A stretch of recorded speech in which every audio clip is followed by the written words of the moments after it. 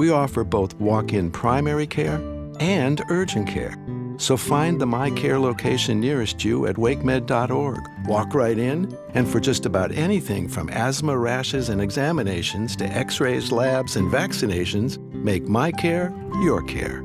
Smart homes, virtual assistants, and AI. Imagine what the next 10 years will bring. At Lumos, we have. With 100% fiber internet built for the future, you're ready for whatever comes next. Plans start at $50 per month. Learn more at lumosfiber.com/next. This hour of the Triangle Sports Leader is powered by Ritchie Law Firm, Injury Lawyers. Ritchie Law is on top of it. Go to ritchielaw.com. Get in the hole! That's ritchielaw.com. WCMC-FM HD1 Holly Springs.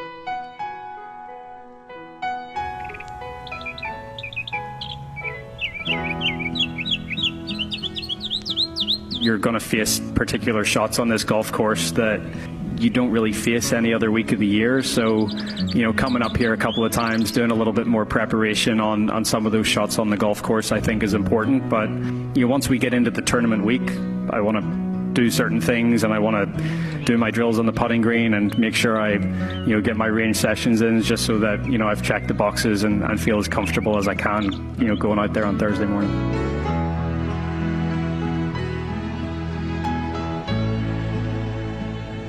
It is the Adam Gold Show. How is everybody? I shouldn't be yelling. I should be talking in golf voice. Let's go out to the third. Graham Hill in the producer's chair. Hello, friends. How are you? I'm good, Adam. How are you doing today? I'm very excited for round one of the Masters. As you should be. I will do the very best I can to maintain a level of concentration as I am watching round one. And at last look, Aaron Rai, 4 under par through 10. Steven Jaeger, also 4 under par. He is through 9. Joaquin Niemann, Scotty Scheffler, Tyrrell Hatton, all 2 under. Will Zalatoris is 1 under par, as is Hickory's own JT Poston, who is 1 under through 10. Freddie Couples is 1 under through 10. Harris English, Corey Connors, Brian Harmon, Patty Reed, who won here in 2018. Here, like I'm there. Somebody named Grazerman is 1 under. Jordan Spieth, the 2015 champ, is 1 under. Did have it to 2, but bogeyed the 4th. Maverick McNeely. Let's see, anybody else that is worth. Davis Riley, who was the first player off, is back to even par through 17. Let's see. Bernhard Langer was 1 under, birdied the 3rd, parred every other hole, but has just bogeyed the par 3 12th. If he can finish in under par, he will have the longest span between his first round under par and his last round under par in Masters history. 41 years ago, he shot his first under par round at Augusta. And the current record is 3 players hold it: Nicklaus, Tom Watson, and Freddie Couples, all 40 years apart. And this would be 41 years for Longer. Let's see what we've got. Some wild scores. Nikolai Højgaard, who was on the Ryder Cup team a year and a half ago for Europe. He's from Norway. He went bogey, double bogey, birdie, birdie, birdie, par, birdie, birdie, bogey, double bogey, par, double bogey, par, par, eagle. The most exciting player to watch in golf is Nikolai Højgaard, who has made 3 pars.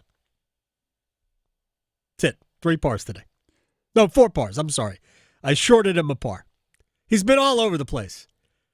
So, That's what you get at Augusta National. Patrons of the YouTube channel and patrons of the Adam Gold Show across our great state, I love days like today. I always enjoy filling and producing for Adam Gold and the great Victoria when she needs her time off.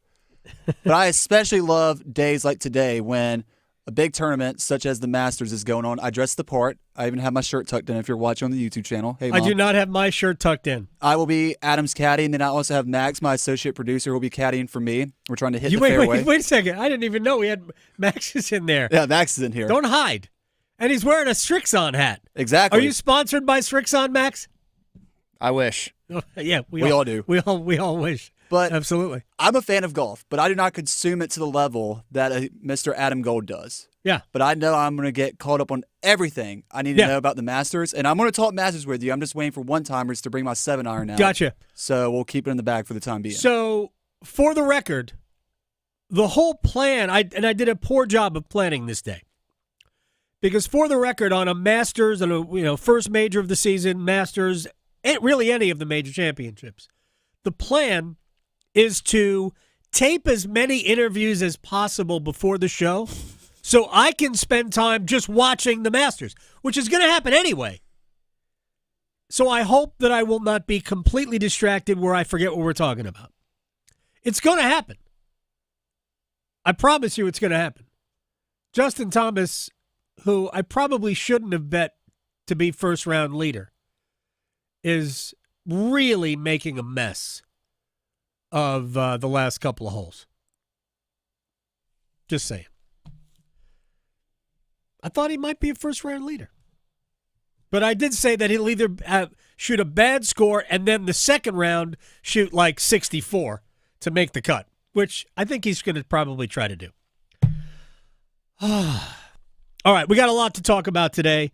What happened last night in Dallas. We're going to talk about the Masters. We're going to talk about the Canes and the Capitals. We're going to talk about the transfer portal in college basketball because we have 3 local schools here where I do believe we're already seeing roster turnover, and we have heard 0 about Duke. But we'll get to all of that. Let's go.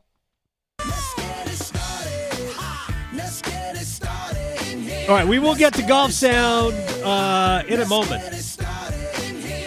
But let's deal with what happened last night in Dallas as Luka Dončić became the first player since Wilt Chamberlain, and it's been 50 years, about 50 years, a little bit more than 50 years. First player since Wilt Chamberlain in the NBA to score 45 or more points for a team and then against that team in the same season.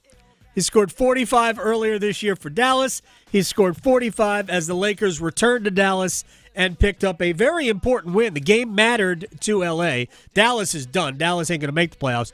But the game mattered to the Lakers. It looks like they're going to end up finishing third because if they could have lost 2 or 3 and fallen into the play-in tournament. I think you'd rather be third than in the play-in tournament. I could be wrong there. Anyway, here's Dončić on the emotions of coming back to Dallas. It's a little bit of both, happy and angry, but, it's nice to see some familiar faces here. I spent a lot of times with them.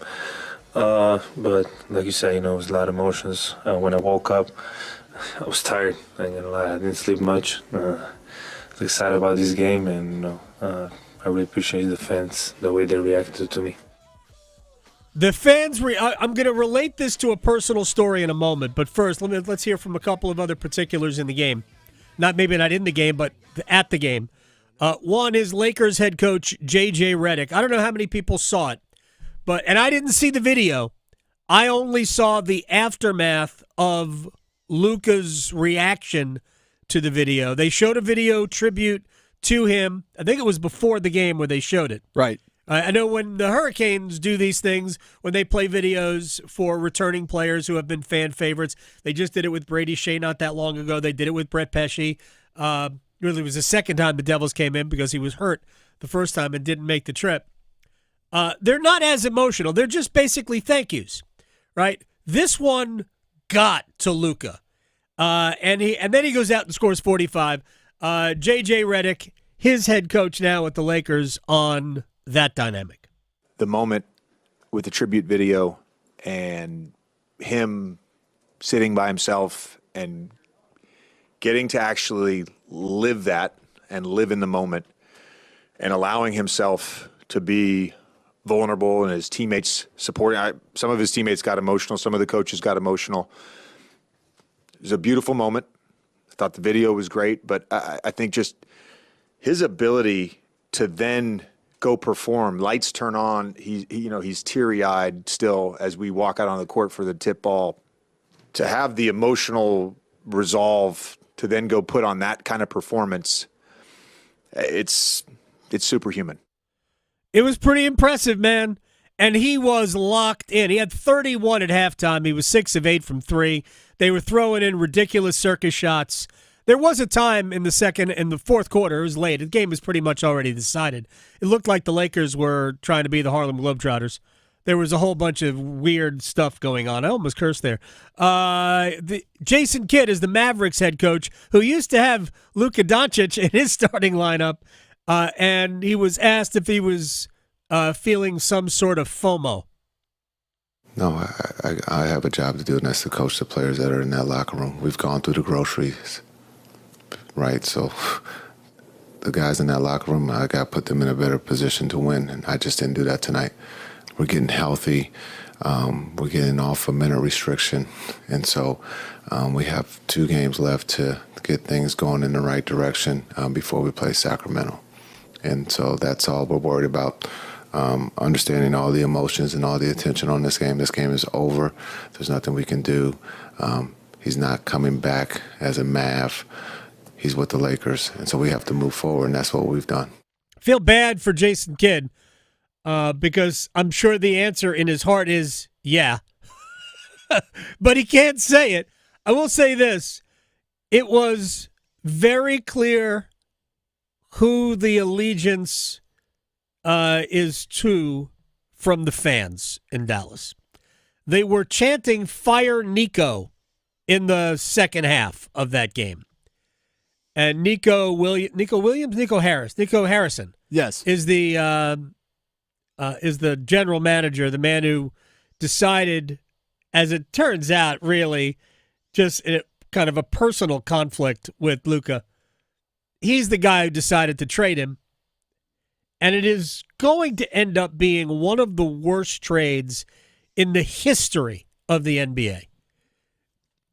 Look, what I really feel is hysterical is how the Mavericks are continuously, I shouldn't say the Mavericks, clearly Nico Harrison is continuously tipping off different reporters like sordid details of Luka and trying to really turn this as Luka did this and that's why we had to get rid of him.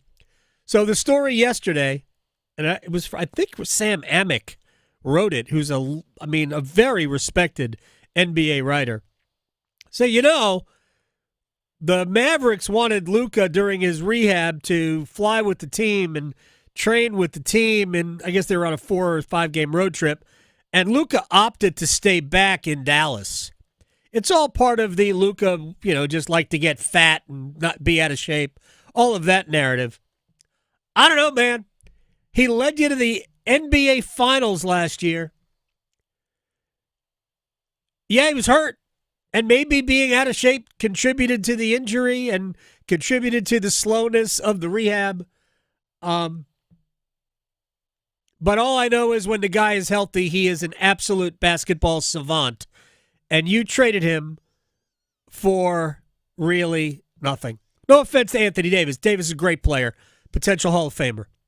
But you traded him for nothing because Anthony Davis is less reliable physically than Luka Dončić. And he's significantly older. It just was a dumb trade. And I'm also not trying to discredit any NBA writer out there, but after seeing the way his emotions poured out last night during that tribute video, only one left on the bench was the last one to be introduced in the away starting lineups. I don't know how you can have a bad word to say about him after seeing that. Not that he had a bad bone in his body to begin with, but it's part of me wonders if, like, the people who control how things are presented in the arena, if they were also mad at Nico Harrison, because there was just nothing good. If I were Nico Harrison, I would not have been there. Yeah, I would have been, you know what, my kid's got he's got a tennis match, and I'm going to go watch him play tennis. I ain't going to the game. It certainly felt that way because that tribute video had thank yous all the way from the former players, coaching staff, all the way down to the communications office and the marketing staff. It's like, how do they get away with that? Everybody was like, we loved you, Luka, blah, blah, blah. So here's the personal story I will relate it to. And there are people who are my age that might remember, like, there's a lot of us who live here now who were born in the New York area. And I remember, as a longtime Mets fan, I remember the day the Mets traded Tom Seaver, who was the franchise, the best, arguably still the best. It's not arguable. He is the greatest ever New York Met, Tom Seaver. Right-handed pitcher, one of the best right-handed pitchers to ever play the game. And he was traded to the Cincinnati Reds in the middle of the 1977 season. The Mets were terrible. The Mets got a handful of players back. A couple of them were okay, but they didn't get value for Tom Seaver. They just got rid of Tom Seaver. It was similar in, like, there was a problem with the Mets front office, a guy named Donald Grant, who was what amounts to the general manager. I think he was officially the team president. And so they traded Tom Seaver. And Tom Seaver, on my birthday, and remember, I'm the biggest Mets fan as you're going to find as an 11-year-old. On my 11th birthday, Tom Seaver pitched against the Mets at Shea Stadium for the first time. I was born on August 21st, 1966. August 21st, 1977, Tom Seaver is pitching against the Mets at Shea. I was there. We went to a lot of Met games as a kid. It was super cheap to go to Met games. Frankly, you could always get tickets. You could walk up and get field-level tickets the day of the game for like $5. I kid you not. So we were there, and I'm telling you, it was as though the Cincinnati Reds were the home team. And that's what it was like last night. Mavericks fans showed up in Luka 77 Lakers jerseys, Lakers t-shirts, Lakers hats, Lakers hoodies. It was a home game for the Lakers. Luka Dončić will always be the home team in Dallas. When Tom Seaver walked out to the mound in the bottom of the first inning for the Reds, he got a standing ovation, and it didn't stop. Pete Rose, who was the third baseman for the Reds at the time, actually kind of delayed giving the ball back to Seaver to start the bottom of the first because the ovation was still going on. It was one of the most incredible things I had ever seen. I'm an 11-year-old. On that day, I was so conflicted because I'm a Mets fan. I hate the Reds. The Reds and the Mets, by the way, played in the 73 National League Championship Series. Pete Rose and Buddy Harrelson fought on the infield. Another game I was at, by the way. And I had a hard time rooting for the Mets that day because Tom Seaver was my guy. Was my mom's favorite player by miles and miles and miles. I had a more favorite Met at that point, Lee Mazzilli, my guy. And he was in the lineup for the Mets. But Seaver would always be the home team.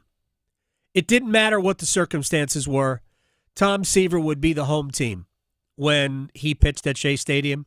And I don't know exactly how many times, but I remember that one because that was the first one. And it was notable. Shea, which was rarely sold out because the Mets were bad, Shea was sold out that day. At least it felt that way. And everybody in the building was rooting for Seaver Maybe not so much the Reds, but they were definitely rooting for Tom Seaver. So that's what last night felt like to me, as somebody who grew up with a favorite team and a favorite player, a guy who was an absolute legend. It was, I didn't know what surreal meant when I was 11, but I'm sure it was surreal. All right, let's get to some transfer portal stuff. So UNC got more good news. Was it Kian or is it Keon? I don't know. I think it's Kian. Kian Evans, who is a point guard from Colorado State, good shooter. He goes into the portal from Colorado State, comes out of the portal in Chapel Hill. His coach his coach just left Colorado State. Did he go to Minnesota? I'm not sure where his coach went. So that's 3 players out of the portal for the Tar Heels. Kian Evans, Henry Visar, the big man from Arizona, and Jonathan Powell, the wing shooter from West Virginia. They lost Ian Jackson, who's going to so I go to the NBA. He entered the portal. Elliot Cadeau entered the portal, is at Michigan. And Jalen Washington, did he go to Vanderbilt? I believe so. I believe that's where he landed. So, big man, the Tar Heels upgraded big men, big time. Plus, you've got 3 incoming freshmen in Caleb Wilson, who's a really good player, power forward. Derek Dixon is a shooting guard. Same with Isaiah Dennis, also a shooting guard. So Carolina's roster is taking shape. We don't know what Drake Powell is going to do, right? There's still the possibility that he could enter his name into the NBA draft. He is somebody that the NBA would have some interest in based on his measurables. He clearly is a good two-way player as well. So we'll see what North Carolina, the rest of North Carolina's roster makeup is. But so far, big-time positives from UNC. NC State, Kadir Copeland, Alan Breed, both basically McNeese State's backcourt, shows up. Who was it? Paul McNeil. Yep. Committed. Say, I'm staying. We don't know about a lot of other players. I think. Don't know about Trey Parker. Diouf left. Yep. Right. He announced Diouf left. He was into the portal. Matt Abel, a shooting guard, made a verbal commitment to NC State as well. He is ranked number 31 on ESPN's list of the top 100 players. NC State's highest-ranked verbal commit since Dennis Smith Jr. Not bad. And top 50 player, right? Yep. Is awesome. He's also 6'5", which is good. Good size for a shooting guard. Remains to be seen what else. It still needs some size, right? What else that Will Wade's able to do in the portal, and we also still need to hear from some of the other players on State's roster. Now we get to Duke, and we have no clue what's going to happen except that and my mother-in-law is very likely watching. She watches almost every day. Oh, my mom does the same thing, and I know exactly what you're about to say. So she has resigned herself to the fact that Cooper Flagg is leaving. She was holding out hope, but she has resigned herself. Yeah, okay, he's going to go. My mom's still holding on by a thread. By all means. I'm not gonna burst your bubble. Con Knipple, she says, I've read. I think it's positive.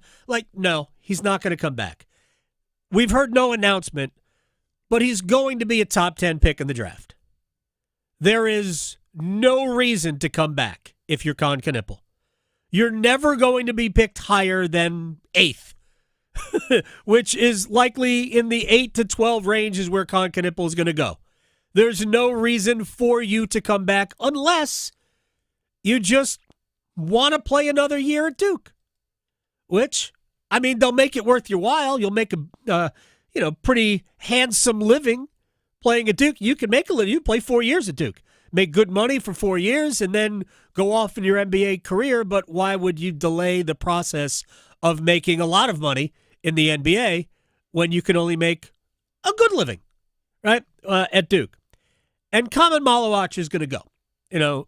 As disappointing as he might have been in the semifinals in the loss to Houston, and he was not good. And there were some things going on there were reports that his father was detained. That if that were true, I think that would have been a major story. I think it was just rumors. I don't believe that happened.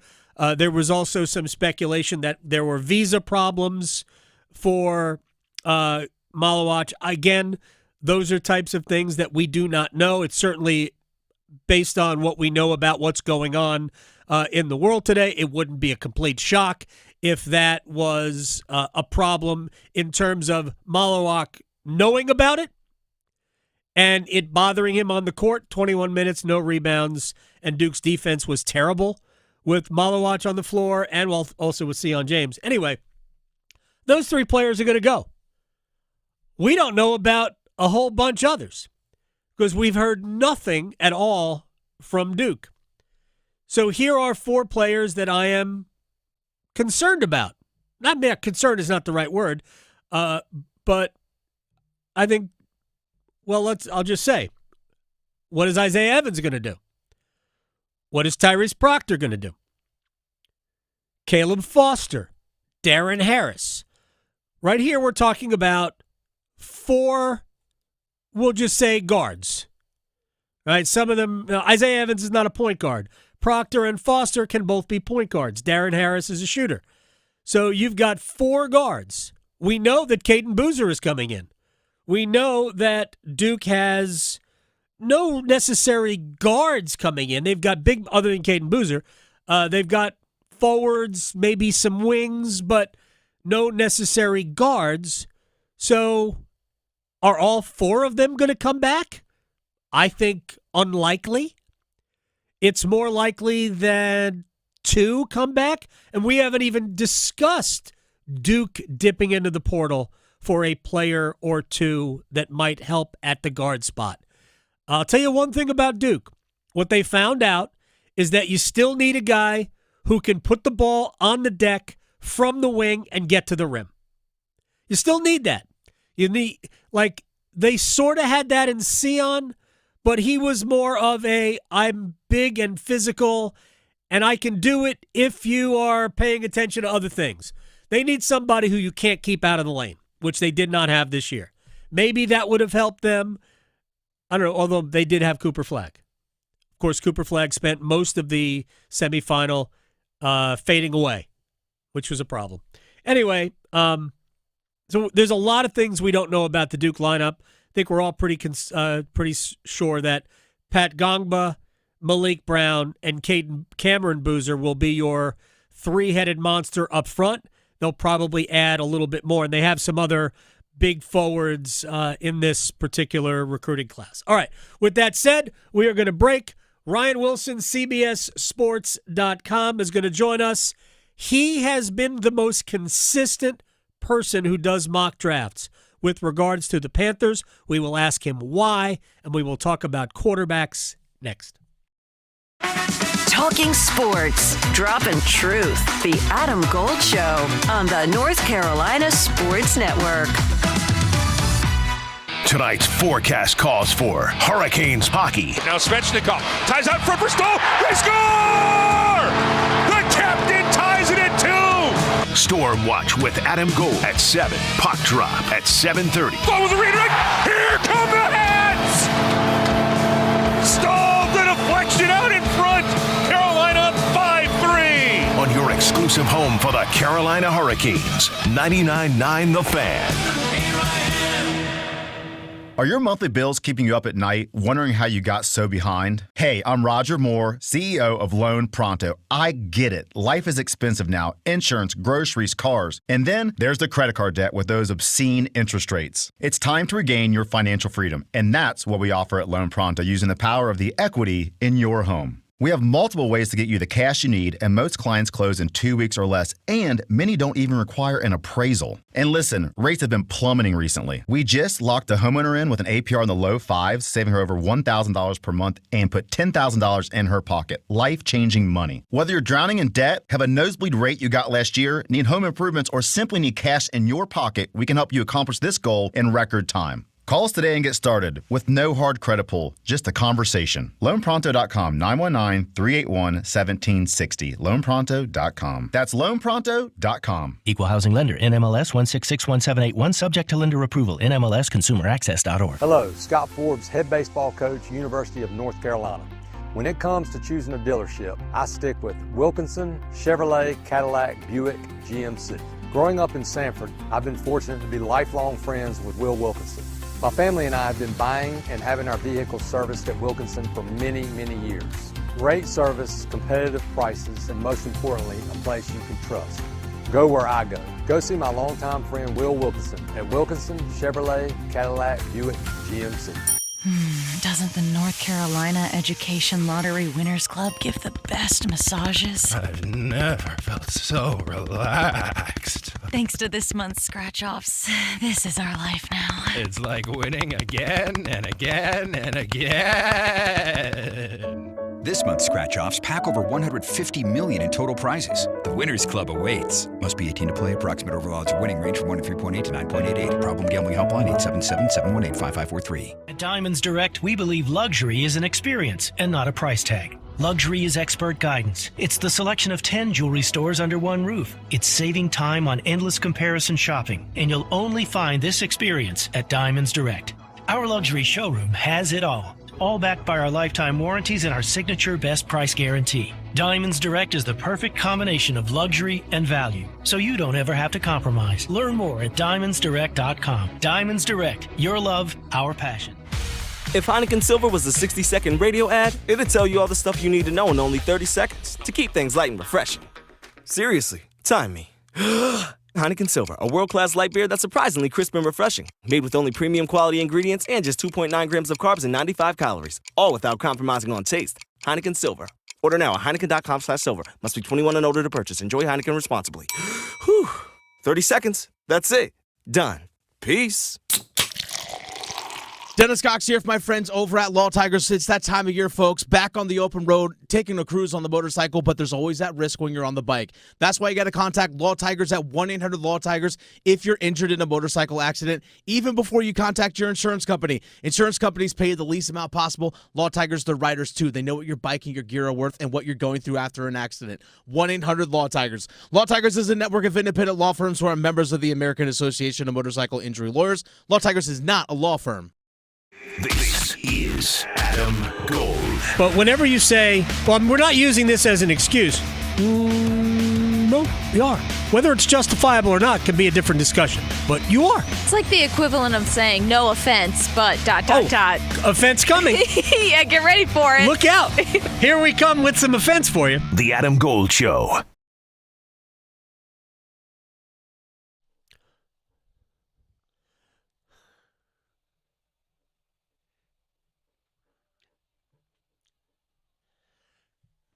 It's the Adam Gold Show. I am Adam Gold. The new Masters theme.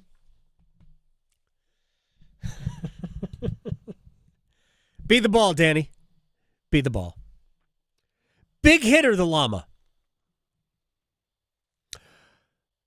A master of the NFL. I'm sorry. Yes, a master of the NFL mock draft season.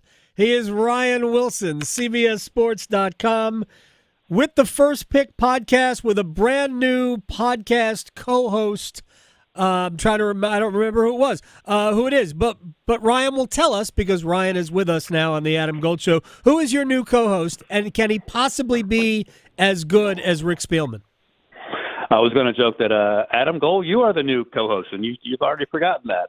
It's actually former Titans GM Rand Carthon. Okay. There's only one Rick Spielman, but Rand has been great. We were together at the Colorado Pro Day last week, did some shows from there. We were at the Cam Ward Pro Day a week prior to that. So, yeah, Rand's been amazing, and it's been fun after Rick dumped me and left me at the altar to help save the Jets. Rand has very graciously stepped in to pick up the slack, and it's going great so far, so I'm excited about that. I cannot believe that he left you for the Jets. That is that is like the biggest insult ever. Ryan Wilson, I'm just kidding. Ryan Wilson, CBSSports.com. All right, you have been absolutely steadfast every mock draft I have seen And do you do one every day? It feels like it. It feels like it. Right. I don't know how often you do them, but I see, like last updated, 410.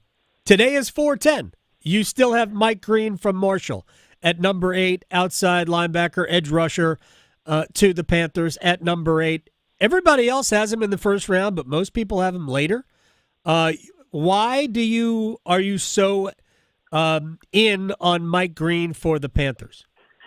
Yeah, and he might end up going later just because of some off-field concerns, things he's addressed. I think he talked about them at the combine.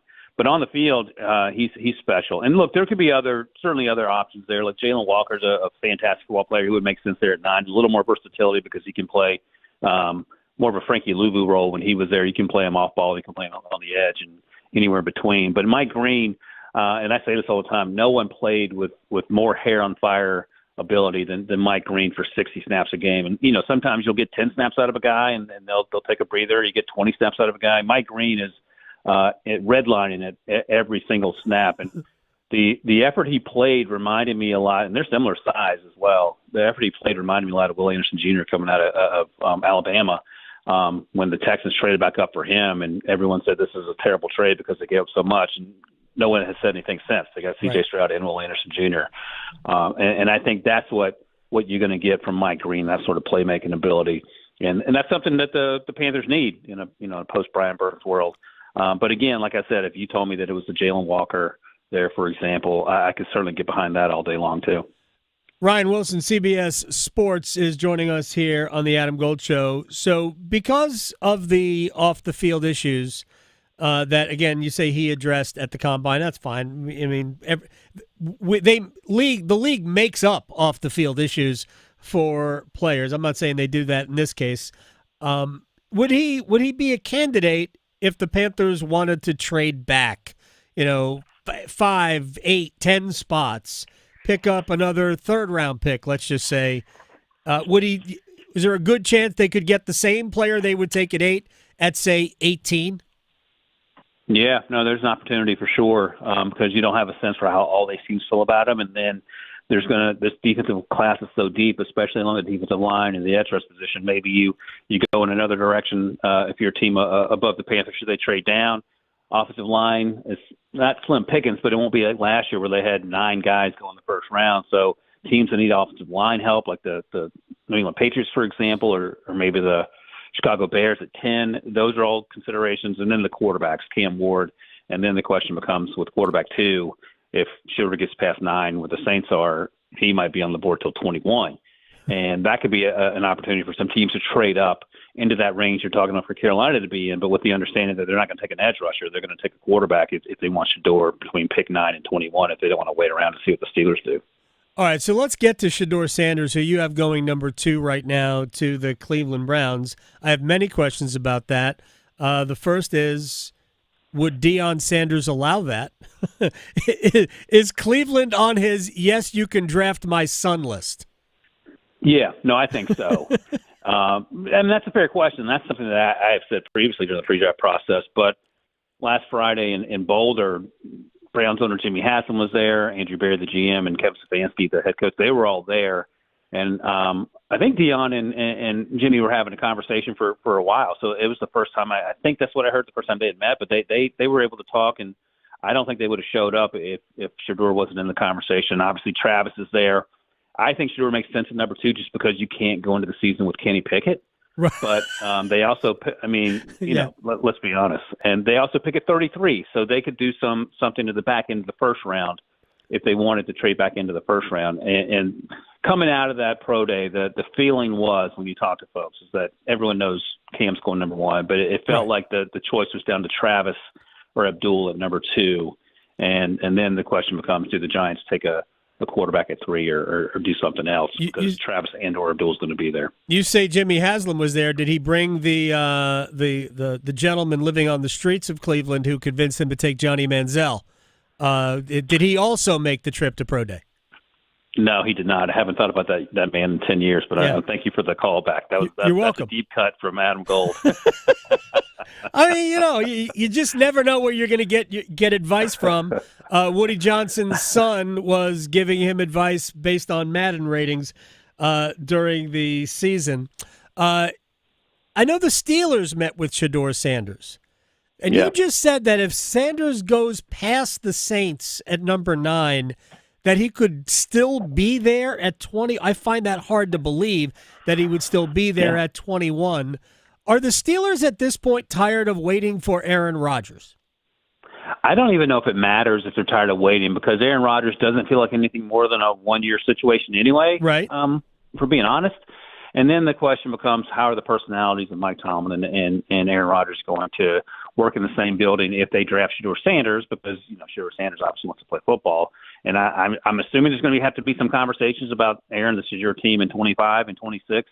When you retire or move on, Shedeur will be able to ease into that role. And that might be best case scenario for everyone involved, if we're being honest. Because, we see all the time, Jaden Daniels and Bo Nix as the exception. You throw the quarterback out there and he just struggles. And Pittsburgh's certainly a much better situation than going to Cleveland or Tennessee as a young quarterback. And maybe that means waiting for a season or half a season, and in which case I think that works. I think Shedeur at 21 feels as close to a no-brainer as you're going to get, and it doesn't feel like the reach that the Steelers made a few years ago when they drafted Kenny Pickett at 20 in that 2022 draft class. That didn't really quite work out for any of the QBs. But let me just dig in a little bit more to Shedeur Sanders. Why would somebody who was a candidate to be the first pick overall, a month ago, why could that guy slip past 9, considering, I look around, there's teams that need quarterbacks. Like, I'm not saying that Shedeur Sanders is the answer, but worse quarterbacks have been taken earlier in the draft. And, Tennessee obviously can speak to that. Heck, the Jets can speak to that. Yeah. So how is it possible that he would, why would he slip past the Jets at whatever the Jets pick 8? Why would he slip past the Jets, or 9? Yeah, so the Jets, they have Justin Fields on a 2-year deal, and maybe they feel comfortable with him there. And then also they need offensive line help, and that's a sweet spot to get an offensive lineman, right, as opposed to Shedeur's not a developmental quarterback, but any rookie quarterback is going to take time to develop to some degree. Sure. If you throw him out there, especially on a Jets team that wasn't very good last year. And this almost, ironically enough, feels like what happened to Aaron Rodgers back in 2005, because it was him or Alex Smith at number 1. Yep. And then Aaron last until the 20s, because none of those teams really needed quarterbacks, and the Packers sort of had him fall in his lap. And that could be what happens to Shedeur, because I won't read every single name, but after the Saints, you look down the list of teams, and there's not a glaring need at quarterback for any of those teams. Seattle at 18, maybe, but they signed Sam to a 3-year deal, and it doesn't feel like it would make sense to bring in competition for Sam to get him sort of concerned about his job security. And then you get to 21, and they're the Steelers staring you in the face. And it just feels like if the Saints and Kellen Moore in his first year, if he wants to roll with Derek Carr and not upset that apple cart, then maybe they pass on Shedeur, because right, they do have Spencer Rattler, they do have Jake Haener, and then the free fall could commence from there. Ryan Wilson, CBSSports.com, is joining us here on the Adam Gold Show. All right, other than Shedeur Sanders, who is a name we have been talking about, among the, top 4 or 5 picks, who is a candidate to drop way deep into the first round? So let's see. I don't know if way deep would be the way I would characterize it, but Tedero McMillan's going to be interesting, the wide receiver out of Arizona. Right. I love him. I think he's a great player. But if you're in the sort of popular landing spot, it's number 6 to the Las Vegas Raiders. But if the question is Tedero McMillan or Ashton Jeanty, you get the sense the momentum's pushing towards Ashton Jeanty, the running back. Right. And he didn't catch a lot of passes last year at Boise State, but in 2023 he caught a ton. So he gives you that versatility, and he is every bit as juiced up as Jahmyr Gibbs or Bijan Robinson, the 2 first-round picks a couple years ago. He went 8-12, I believe. And knowing that, Tedero could slip a little bit. The Jets at 7 makes sense, but I just mentioned they might want to go offensive line to help their young quarterback. And then it could be a situation where you see Tedero last to the middle of the first round. Maybe he gets even into the 20s. But on the one hand, a potential top 6 pick, and maybe he slips a little bit just because he's a victim of circumstance. It has nothing to do with who he is or just how he fits with the team. Another guy that I've been talking about that I like, but I just don't love as much as everyone else, is Mason Graham, the defensive tackle out of Michigan. And he might slip out of, Jaguars at 5 are the popular landing spot. He might slip into the teens. I mean, that could be a realistic possibility. Again, not a far fall, and he's a great player, but I don't know if he's going to go as high as folks think he might. And again, I liked him a lot, but I just didn't love him as much as I loved to say Quentin Williams a few years ago, who was a clear-cut, to me, best player in the draft type guy. Ryan Wilson, CBSSports.com, is joining us here on the Adam Gold Show. You mentioned Ashton Jeanty, and I'm not saying he won't be a wonderful player, but if you're a team that isn't like a running back away from being a legit contender, why would you take him? Well, I mean, Vegas desperately needs help at wide receiver. And last year we had the same conversation, like, why would you take Brock Bowers at 13? And he might be the best player in the league. Right.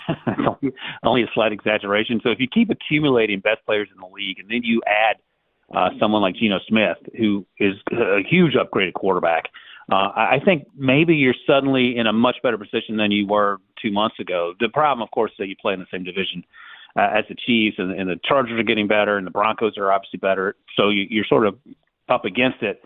And maybe the plan is just to accumulate guys who can dominate one-on-ones and then try to figure out the rest. And that might be the tack they're going. New coach in Pete Carroll, Chip Kelly's new OC. So they have those new guys in place as well. I don't hate it there, and you're right. They have a lot of other needs, but they're not also one offensive lineman away, one wide receiver away. So maybe they just take the best player and just regroup in round 2. The reason I bring it up is that the Giants took Saquon Barkley number 2, and nobody is saying that he wasn't an amazing player. And for all we know, he ends up being the best player in that draft. I don't even remember who was in that draft. But the Giants were terrible. So why are you taking a running back where you need so many other things? So if the Raiders or whoever, one of your colleagues has Jeanty going to Jacksonville with the 5th pick.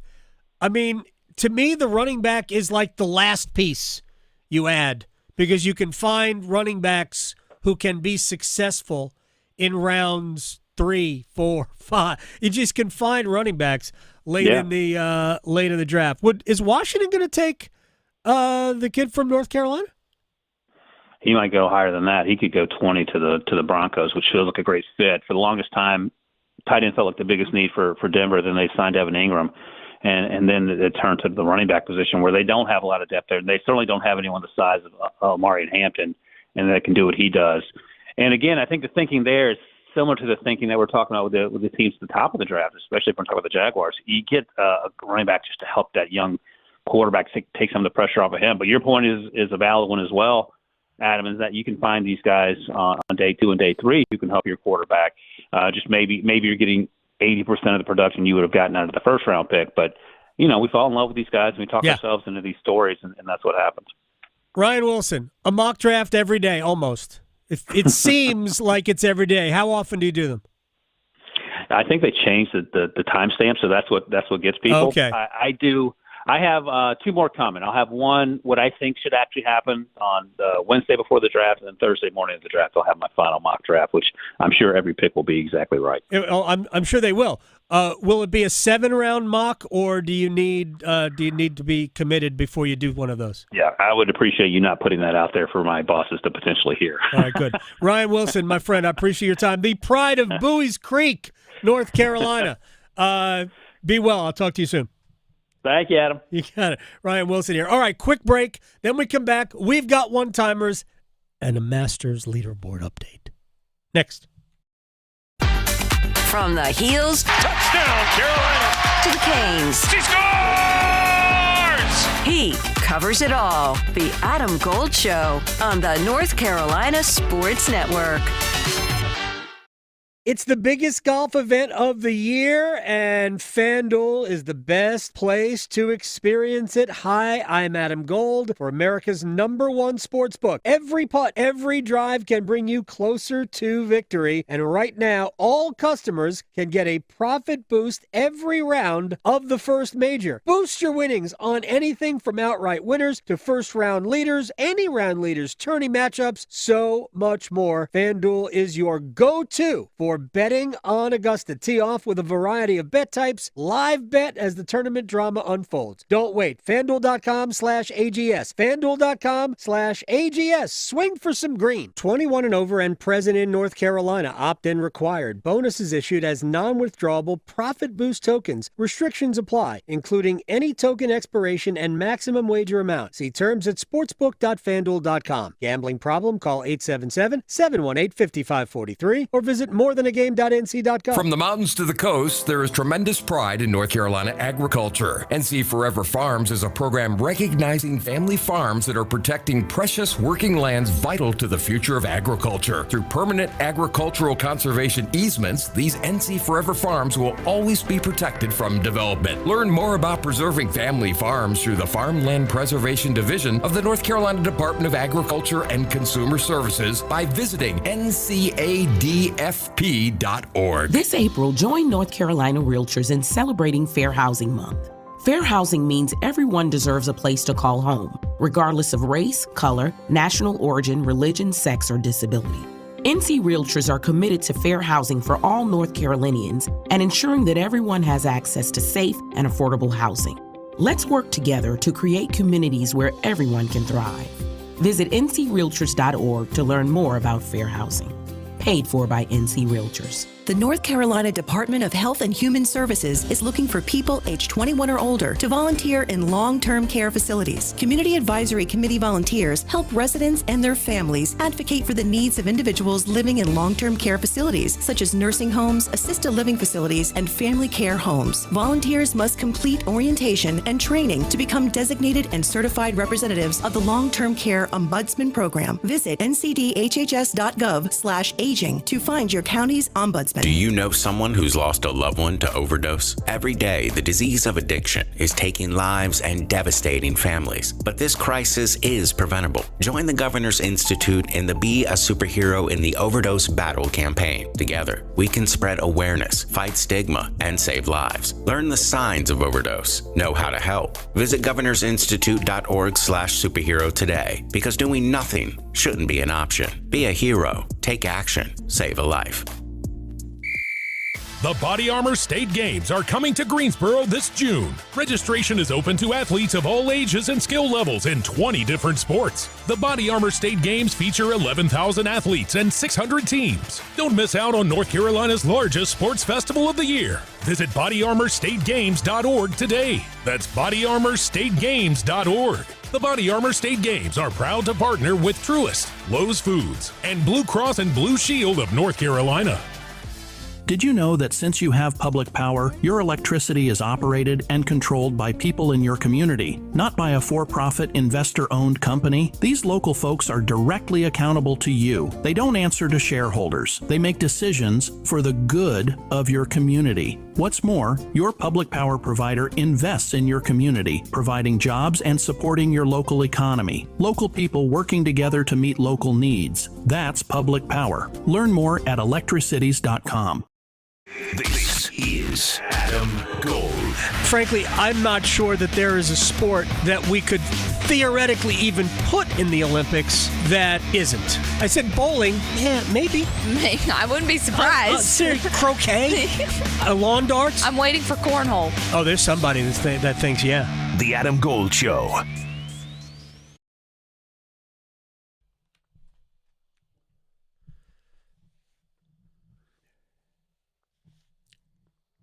It's the Adam Gold Show. I'm Adam Gold. Graham Hill on the ones and twos today. A Masters theme all day. By the way, the tournament might be over. Scotty Scheffler's 3 under through 8. He hasn't made a bogey yet. Hadn't even scared a bogey. 3 under now, making the turn through 9. So Stephen Jager is your leader, sole leader at 4 under par. Aaron Rye had it to 4 under. And has since boarded the bogey train, 3 in a row, back to 1 under. We'll give you more as we begin next hour. Brad Fritsch, former PGA Tour swinger, will join us next hour. He's also a big Ottawa Senators fan, and they're back in the playoffs. They clinched a playoff spot, I believe, either last night or the night before. So we'll talk about the Masters and a little hockey with him. But right now it's time for one-timers. And with about the 2 minutes that we have left, we're going to just let it be all Masters focus. Whatever. And we might have time just for this one question. Adam, what are the odds that Rory McIlroy wins the Masters this year based on the current state of golf? I don't know that it has anything to do with the current state of golf because there's a lot of good players in the world, and whether we think they're playing well or not, Scottie Scheffler doesn't look like he is going to just hand the Masters to anybody. I think Xander Schauffele will have something to say about who wins. Rory's got the most pressure on him by 1,000,000 miles. So the odds, I don't think the odds are great, but it is what I want to happen. And I think there's a lot of people in the who cover golf that want it to happen too. I think there's a lot of respect for Rory McIlroy. We're not going to keep it all Masters focused just because there is a hockey game tonight. Hockey night in Carolina, Hurricanes taking on the Capitals. And with how physical of a game should we anticipate tonight to be between the Caps and Hurricanes based on what we saw in Raleigh just 8 days ago? Interesting. Spencer Carberry, the head coach of the Capitals, said that he didn't anticipate there would be carryover from the game last week here to the game there. And I quote tweeted that and said, sure.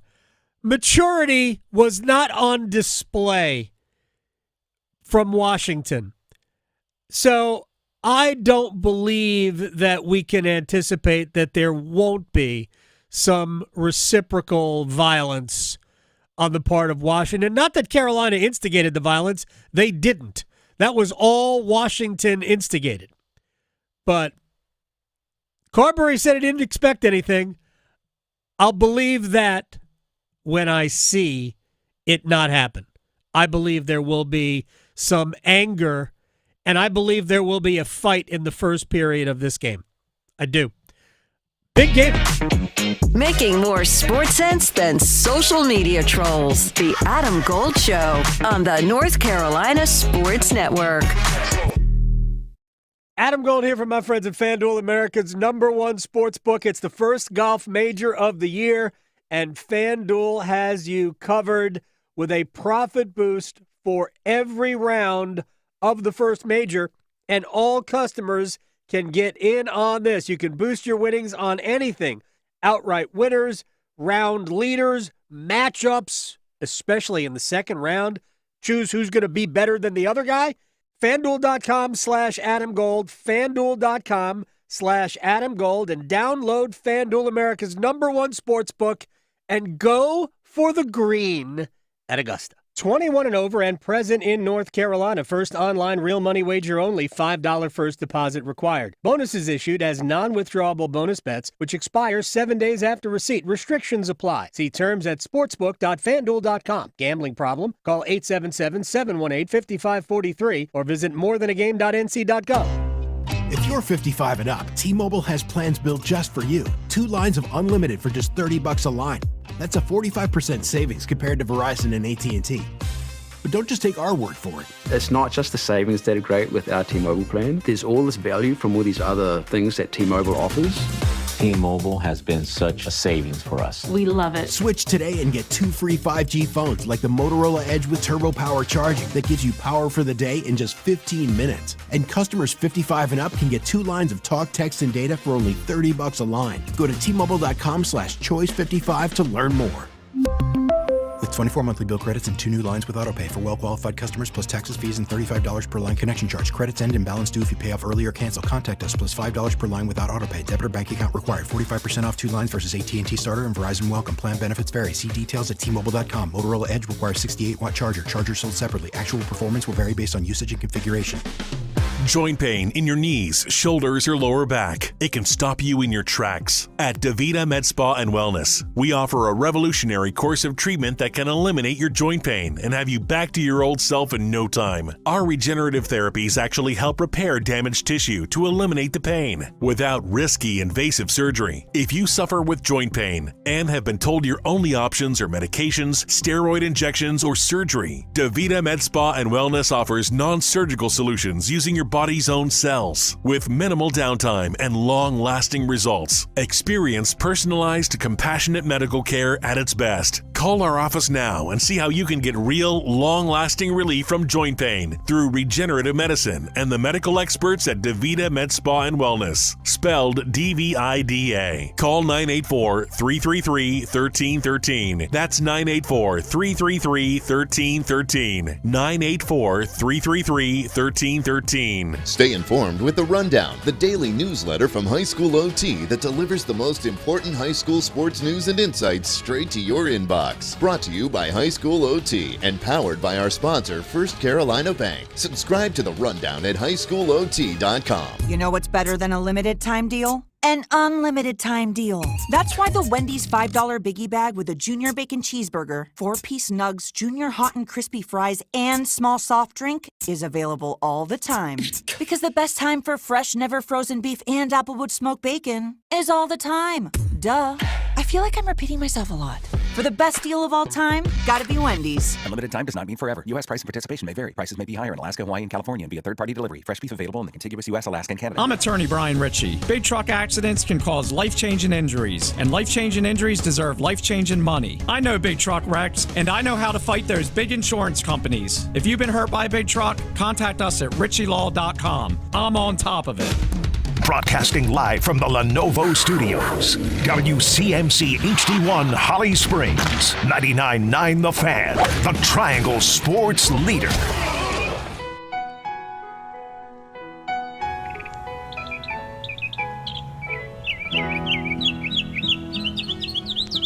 He's had two really good wins so far this year at Pebble and then at the Players. I was lucky enough to walk around and call one of the rounds at the Players, and he's putting the ball better than I think I've seen him over the last 4 or 5 years. He looks really good on the greens. He looks comfortable, and the numbers point that out. His numbers are better than they've been over the last few years, but I think he's passing the eye test. He looks more relaxed. He's talked about how he's in such a good place in his life. He's probably mentally better than he's ever been. So that's a scary combination. The way he drives the golf ball on this golf course, it's a huge advantage for him. Andy North from ESPN. Masters coverage, I believe, in full is beginning right now. Rory McIlroy would tee off in about 12 minutes. He is the second choice among the betting public. Scotty Scheffler, who is doing Scotty Scheffler things, just ho-hum 3 under par through 9 holes. No stress. Easy. He's made a couple of nice, 15, 20 footers for birdie. And, but for Rory, don't talk to me about, he's putting better, blah, blah, blah, all of that stuff. Rory wins a lot. He wins a lot. The only thing, two things, one mechanical and one psychological. The only things holding him back.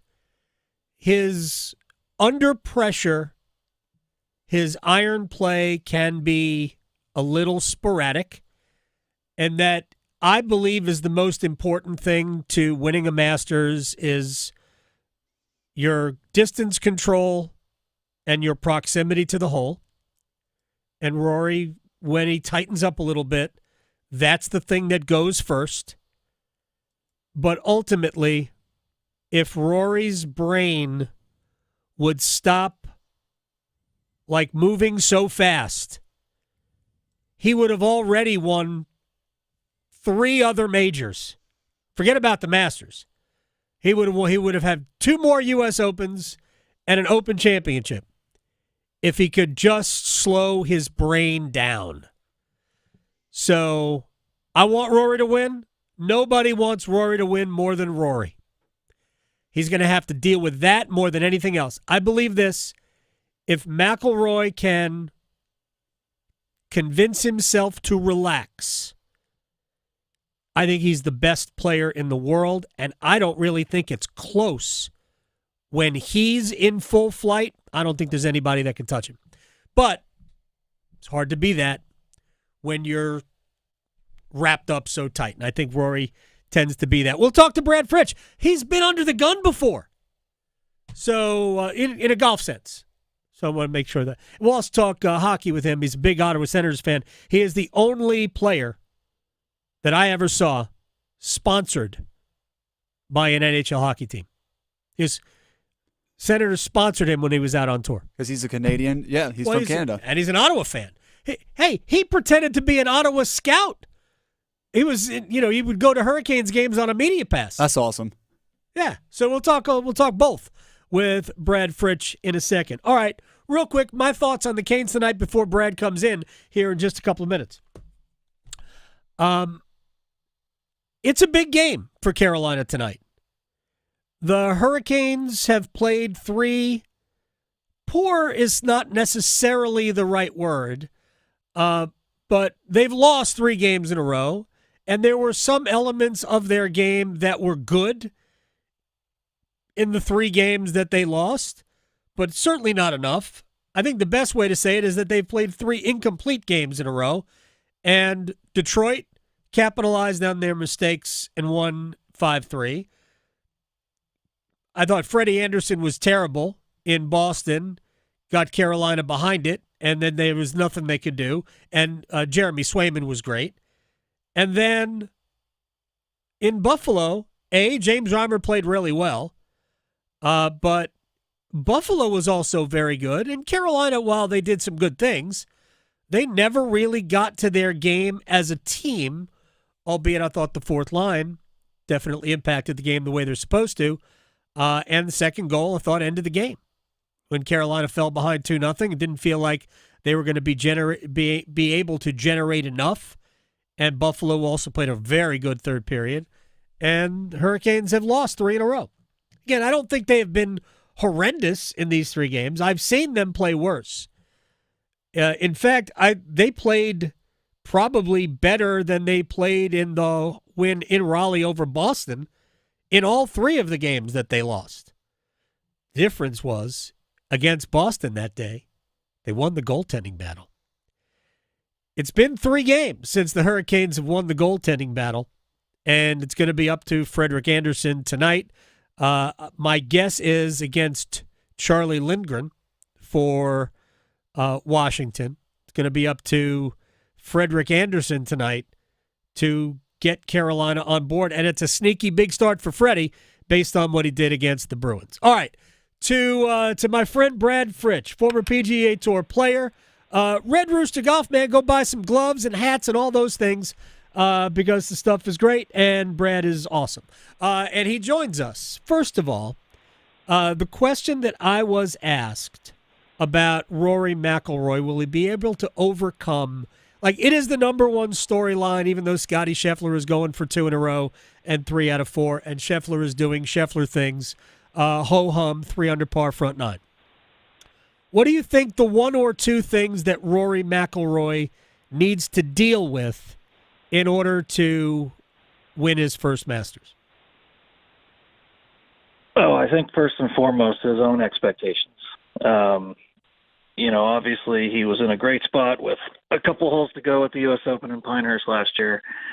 And, it all came crashing down on top of him. There were a couple times he didn't hit bad shots, but he certainly hit a bad putt or 2 coming in on the 70th hole, 71st hole. Yeah, something like that.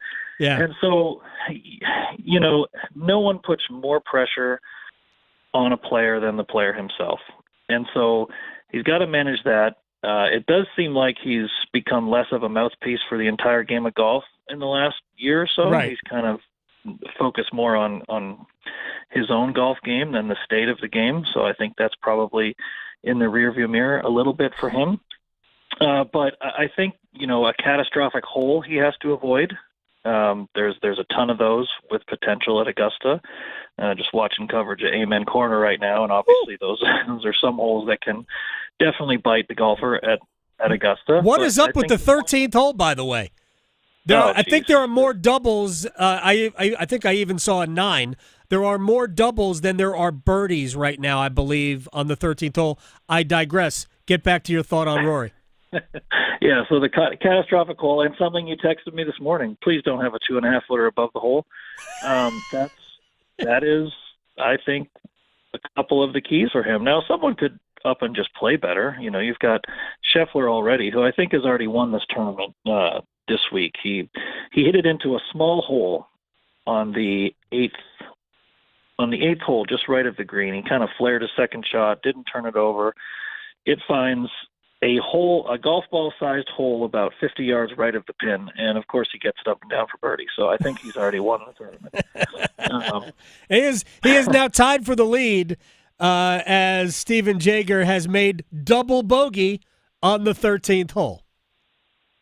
The 13th, Adam. So I've played one round of golf at Augusta. I was fortunate enough to play with current assistant coach Daniel Alfredson for the Ottawa Senators. We'll get to that later.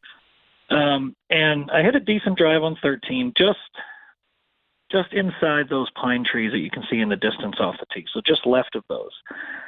And I had a 5-iron in my hand, and the ball was right around my kneecaps in terms of being above my feet. And I looked to the green, and my vision of Augusta in my head, the greens are fairly large. Right. The greens are not large.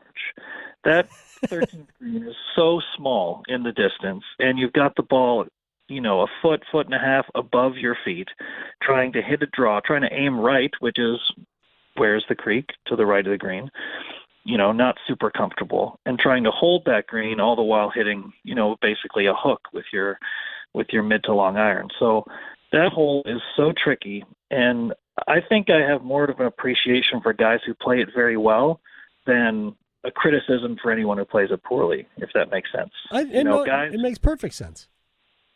Guys who consistently hit hybrids or even 3-woods into that green and keep it on the green they're so good, and they're playing with a ton of pressure. I was playing a fun round with a couple of friends. It's just a hole that can absolutely bite you. And in typical Augusta fashion, if you have it in the right spot, you can filter the ball towards the hole and make a birdie or an eagle as well. So it provides, just rewards, and it provides just punishment as well. That is a wonderful assessment of the 13th hole. Brad Fritsch is joining us here on the Adam Gold Show. The other thing I said about Rory was that Rory has been his own worst enemy in terms of he should have won the Open Championship at St. Andrews, 4-shot lead final round, and it's like shooting 6 over par to shoot even par on the old course unless the conditions are horrendous. And the conditions were not horrendous. What Cam Smith shot like a 66 or a 65 that day. But Rory just couldn't unlock himself. He probably should have won the U.S. Open in Los Angeles that Wyndham Clark won. He certainly should have won, and I'm not taking anything away from Bryson DeChambeau. The bunker shot he hit on the last hole from about, 50 yards was one of the great bunker shots you'll ever see. Just to get up. I mean, it was one of the great shots in the history of the U.S. Open. But Rory, that was a tournament. Rory led by 2 and let get away. And I just think that Rory sometimes can't unlock himself, but if he could somehow free his mind, is it crazy to say that his toolbox is better than everybody else's? No, I mean, he's the best driver of the golf ball in the world and has been for a very long time. The one thing that's held him back in the past from, like you say, unlocking has been his wedge play. And you've seen that get consistently better over the last couple of years. His putting's always been, up and down. Right. And to be clear, we're talking about up and down for one of the best players in the world, not up and down for a 15 handicap, of course. Right. He can't putt. I hate when people say that. I assure you, he can putt. Just not at the level of the best putters in the world at every single PGA Tour event that he plays. But no, he drives it the best in the world. His ability to recover from wayward drives is also very, very underrated, I think. Yeah. And I think just his idea of the moment and the ability to sustain what I guess you could call momentum in golf is one of his best traits. He's pretty aggressive, but he also can string 4, 5, 6 birdies in a row. He makes putts from everywhere when he's on his game and when he's feeling really, really good. So his best is probably top 2 in the world. Scotty Scheffler is right up there with him. Two very different golf games. Yeah. But the best 2 players in the world, I'd say. Yeah, and he said he's trying to be more like Scotty with the way he goes about his business. That's one of the things he is concentrated on. Brad Fritsch is joining us here on the Adam Gold Show. Who else? I mean, obviously, it's easy to say who you like. I mean, everybody likes Scotty. Almost looks like he was made for Augusta National. Who else do you like? Who will be the low Canadian? I have a ticket on Corey Connors, by the way, but my kid likes Taylor Pendrith. It'd be really hard, I think, for Taylor to be the best Canadian just because it's his first time there. Right. He certainly has the firepower for Augusta, to hit the par 5s and 2 and score on those holes. Corey has kind of unlocked something in himself at Augusta. He's had, I think, 2 or 3 top 10s in a row at Augusta. Speaking of a guy who, quote, can't putt. Right. That's the weaker part of his game. He's a stud with his driver and his irons. Just unbelievable. So I would say probably Corey Connors. I like your ticket. Thank you. Watching right now, Colin Morikawa. He's kind of, he's played very well this year, and he's just that consistent ball striker that if he, you have to dumb down your game in the majors because majors aren't about making 25 birdies for the week. It's avoiding the bogeys and the doubles. And I think Morikawa's game just normally is let's hit as many greens as possible. Don't take a ton of chances. Just get it on the green, move on to the next hole. And so he's got the kind of game that I think is very it's just a major championship ready game. I'm just curious, will we be able to ask him questions if he doesn't play well? That's a different story altogether with Colin Morikawa. All right, for somebody, Brad Fritsch is joining us, former PGA Tour player, and again, Red Rooster Golf, go check it out. For somebody who's been a fan and was sponsored by the Ottawa Senators back in the day, you told me that the goaltending would be good. I told you at the beginning of the season I was not sure. You were correct. Senators right now, would you put them in the category of, I realize you're a fan and all that, but would you put them in the category of a team you would not want to face right now in the playoffs? So the number one thing about this team, this version of the Ottawa Senators, especially in past years, they've been a very, I'd say, immature team. And you contrast that, people listening, with the team that they probably cheer for, the Carolina Hurricanes, who is the most mature team in the league. Just able to weather adversity, never change their game. And talking about the Hurricanes, never, ever, ever, ever changed their game. Right. Like they believe in their system, their process, and it's been to their great advantage over the last bunch of years. And so the Ottawa Senators have never been able to kind of stick to their own game, whatever version of themselves that they were trying to be. If they got down 1-0, 2-0, if they got on a losing streak, all of a sudden you'd see players go their own way, try to do it themselves. And they've never, to me, fully bought into this is what we're trying to do. And this season has been a reflection of a change, I think, in their attitude, in their maturity, in that they were in the first 8-10 games of the year, they were in the bottom 6 to 7 teams in the league. Yeah. And the pressure in that market's a little bit different. Obviously, being in Canada, it's a little bit different than being in Raleigh, North Carolina. Mm-hmm. And this is the 7th season that they hadn't been in the playoffs. So there was a lot of pressure from, obviously, internally. Nobody puts more pressure on themselves than the athletes themselves. But there's a lot of noise as well on the outside. And so this was, I think, the best version of themselves in a very long time over the course of an 82-game season, especially considering the way they started. And for the first bunch of games during the year, the goaltending wasn't good. And I was texting you saying, I think you're right. But Linus Ullmark was never super healthy until after Christmas anyway. But there's a lot of things that came together. There's a lot of different players who have made an impact who hadn't been on the team before. David Perron, Michael Amadio, 2 veterans who have a ton of playoff experience. Mm-hmm. Amadio has a cup. Just those veterans to insulate the younger players. And to be clear, they're still very young. their best players are still 24, 25, 26 years old. And, what came with a lot of losing early probably came with a lot of bad habits. And these veteran players who came in, Nick Jensen is another one on defense, have been great. And I just think it's a reflection of new coaching. Travis Green's a brand new coach for the Ottawa Senators, a commitment by the players to be different than they've been in the past, and then the veteran presence, and of course, like you said, the goaltending. There was a time when both Linus Ullmark and Anton Forsberg were hurt, and basically the fourth goaltender in their system had to come up and play. And I believe this year he was 8-2. He had 3 shutouts. Levi Marilainen is his name. Wow. And that was kind of, in my opinion, the turning point of the season. It could have gone in the absolute garbage bin.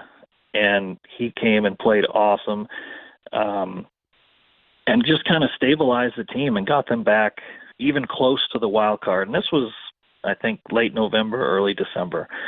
And Forsberg got healthy and played well, and Ullmark got healthy and played well. And I think the Senators lead the league in shutouts with 10, and that is not something that has been close to happening over the last 6 or 7 years. So it's been a really big transformation.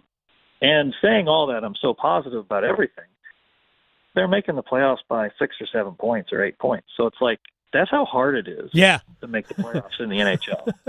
And so transferring that to the Adam Gold Show in Raleigh, North Carolina, to Hurricanes fans, like, think of that. We as the people who live here had that stretch, right? The 10 years of no playoffs. It's hard to make the playoffs, and it's hard to be that consistent. So there's a lot to be said about the organization here as well.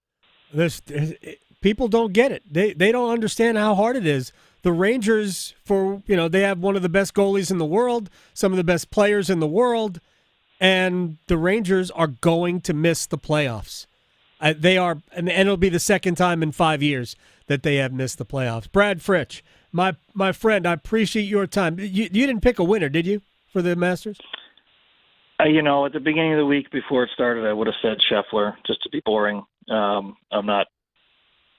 I'm not that exciting, to pick a guy outside the top 10-ish in the world. It's really hard to it's really hard. The best thing I heard all week, actually I read it, Michael Kim, by the way, awesome follow on X. Yes, he's great. In the field.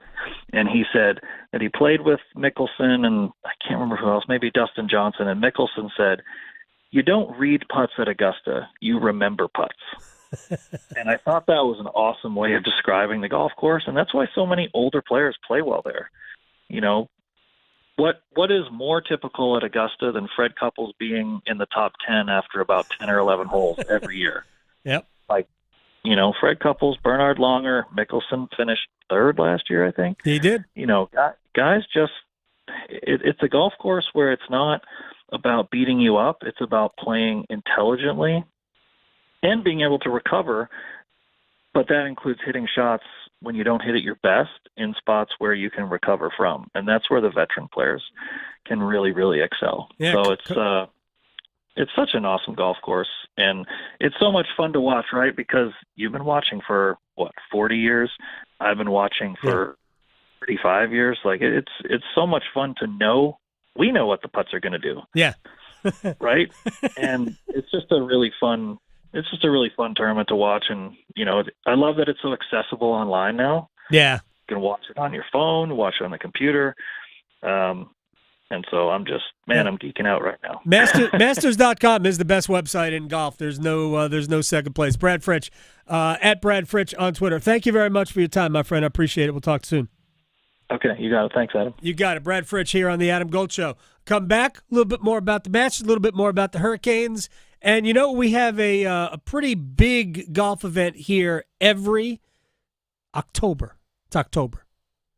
The SAS Championship. Will we see the commitment of all commitments a year from now? Next. Talking sports, dropping truth. The Adam Gold Show on the North Carolina Sports Network. Tonight's forecast calls for Hurricanes hockey. Now Svechnikov ties out front for Stoll. They score! The captain ties it at 2. Storm Watch with Adam Gold at 7. Puck drop at 7:30. Follow the redirect. Here come the Hats! Stoll, the deflection out in front. Carolina 5-3. On your exclusive home for the Carolina Hurricanes, 99.9 The Fan.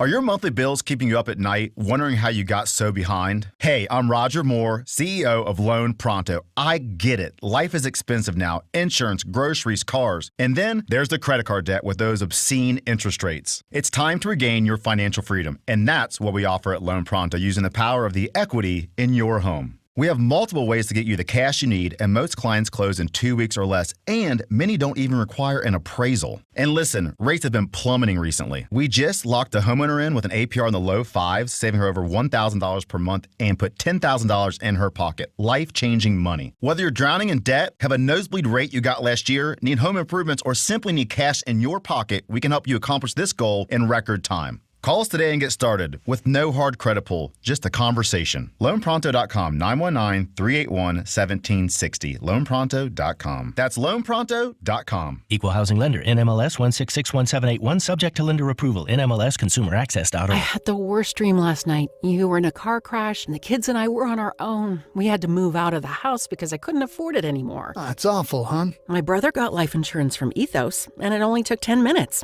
And he got $2 million in coverage for around $2 a day. It's all online, no medical exam. He just answered a few health questions right from his house. Ethos, here we come. Visit ethos.com/score. Ethos.com/score. Sample rate is a 10-year term life policy for 35-year-old healthy, non-smoking male. Billed monthly. At Bailey's, love not only sparkles, but it also gives back. Hi, I'm Marcy Bailey. Yes, we have high-quality certified diamonds that fit your budget. But did you know that when you say I do with an engagement ring from Bailey's, a donation is made to the food bank to help feed a local family of 4 for an entire month? Celebrate your love with Bailey's, where every diamond helps create a brighter future.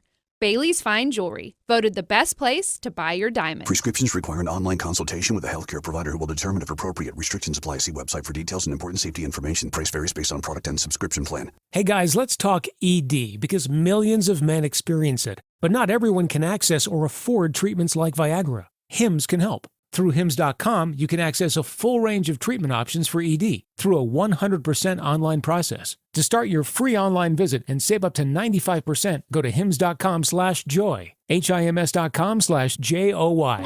It's a big week in golf. Global Golf has everything you need to get ready for your next round. Browse all the top brands like Callaway, TaylorMade, Mizuno, Ping, and Titleist, plus expert help from our team of PGA Golf professionals for lessons and fittings. Global Golf has you covered with Carolina's largest selection of pre-owned clubs and the easiest way to trade in your current golf clubs. Visit Global Golf today and get ready to play. Located on 7320 ACC Boulevard, North Raleigh. Global Golf, home of the best deals in golf.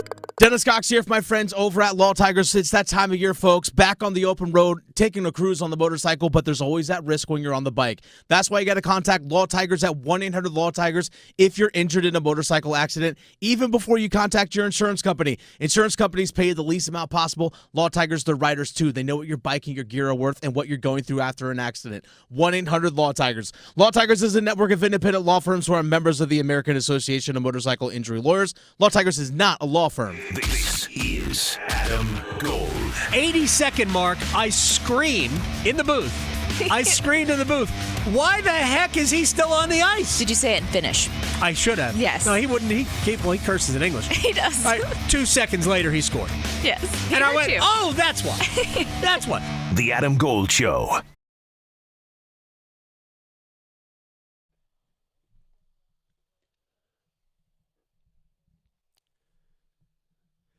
It's the Adam Gold Show. I'm Adam Gold. Masters Thursday, first round of the first major of the year.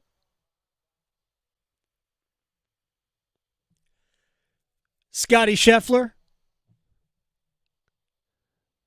tied for the lead.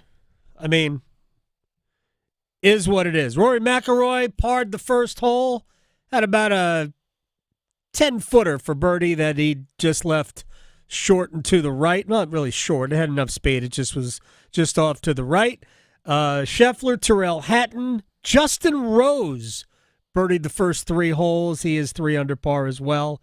Those 3 players share the first round lead. After the final few groups are just basically on the course right now.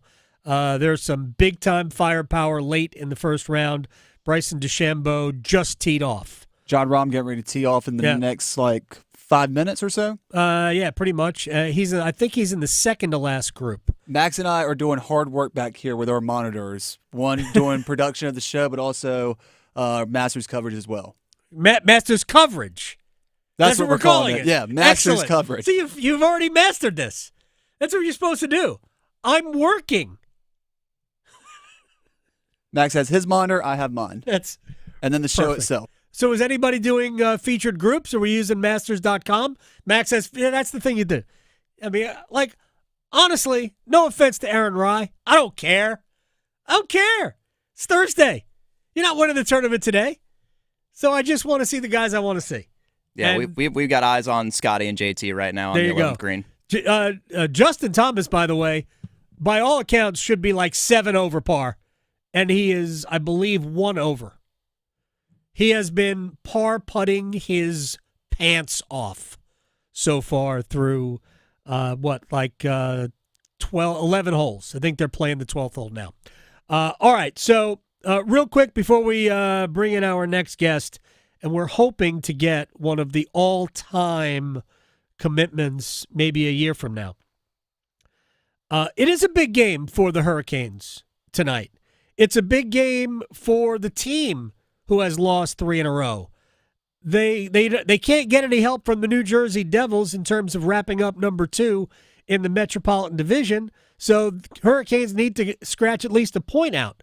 If they get 1 point out of tonight, they will clinch home ice advantage in the first round of the playoffs. But it's a big game for Frederik Andersen. We talked so much about goaltending. Pyotr Kochetkov has now played 5 poor games in a row. Freddie Andersen needs to play well tonight because his last start, after really 8 great starts in a row, his last start was terrible. And the Hurricanes, there's just not a lot of runway left. After tonight, there are 4 games left in the season. At best, Freddie's going to start 2 of them, and I don't even think he's going to start 2 because he's going to be the Game 1 starter. But, man, they need Andersen to play well tonight just to calm everybody down about goaltending because I get it. You are not going to win in the playoffs unless you get good goaltending. No chance. No chance at all. It's sort of like not having a putter. If you get poor goaltending, it's like not having a putter in golf. I know you can putt with a wedge, but you're probably not going to shoot a low score. Jeff Kleiber is the tournament director of the SAS Championship, a PGA Tour Champions event going on 25 years? What year is this year of the SAS, Mr. Kleiber? We will be celebrating the Big 2-5, quite a milestone. Event started in 2001 and still going strong here in 2025. And you have how many past SAS champions in this field at the Masters right now? 2? We have 2 past champions, and then they're joined by a couple other guys that we'll see in October too. But saw early that Bernard, who's won our event twice, I think got it going. I think he may have gotten it to -2, but I think he's 2 over right now. Really hoping he makes the cut so he can walk up 18 on Sunday. But unbelievable, legend of the game. And then I saw where Freddie's got it still in red numbers, which would be amazing. How many times has he made the cut there? It seems like every time. Yeah, if Longer could play an under par round tomorrow, Longer will have the longest span of years between his first subpar round at Augusta and his last subpar round. It would be 41 years. Freddie Couples has a share of that record with Jack Nicklaus and Tom Watson at 40 years, and Couples is 1 under with 3 holes to play in his opening round. Jeff Kleiber is joining us, tournament director at the SAS Championship, Prestonwood Country Club in Cary. So, I know he's not playing this year for obvious reasons, but are you anticipating that a year from now we can announce a commitment to the SAS Championship of Eldrick Taunt Tiger Woods? He does have a big birthday coming up in December. Who knows? I mean, I would be surprised if he plays at all on PGA Tour Champions. He still can play every week that he wants to play on the PGA Tour. Right. There is the benefit of if he wants to use a cart, there's ways of doing that on PGA Tour Champions, and we'll see. Obviously, that would be one of the more exciting things we'd ever deal with in the SAS Championship and rival the year we had Arnold back in 2003. Yeah. But yes, it was. It will be interesting to see what his playing schedule looks like next year. Besides, driving down the street to do some TGL.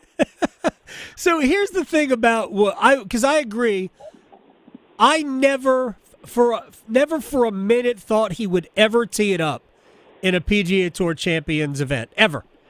But based on comments that he has made within the last year of looking forward to getting out and playing with a good friend of his, Freddie Couples, who doesn't play as much as he used to, but still plays, his back permitting, that exactly. I think the fact that Couples is out there and some of his other, not contemporaries, but guys he played with are playing out there, I think Freddie would dig it for he's not going to play a full schedule for sure, but I think he would dig it if he could get in a cart and play a handful of tournaments.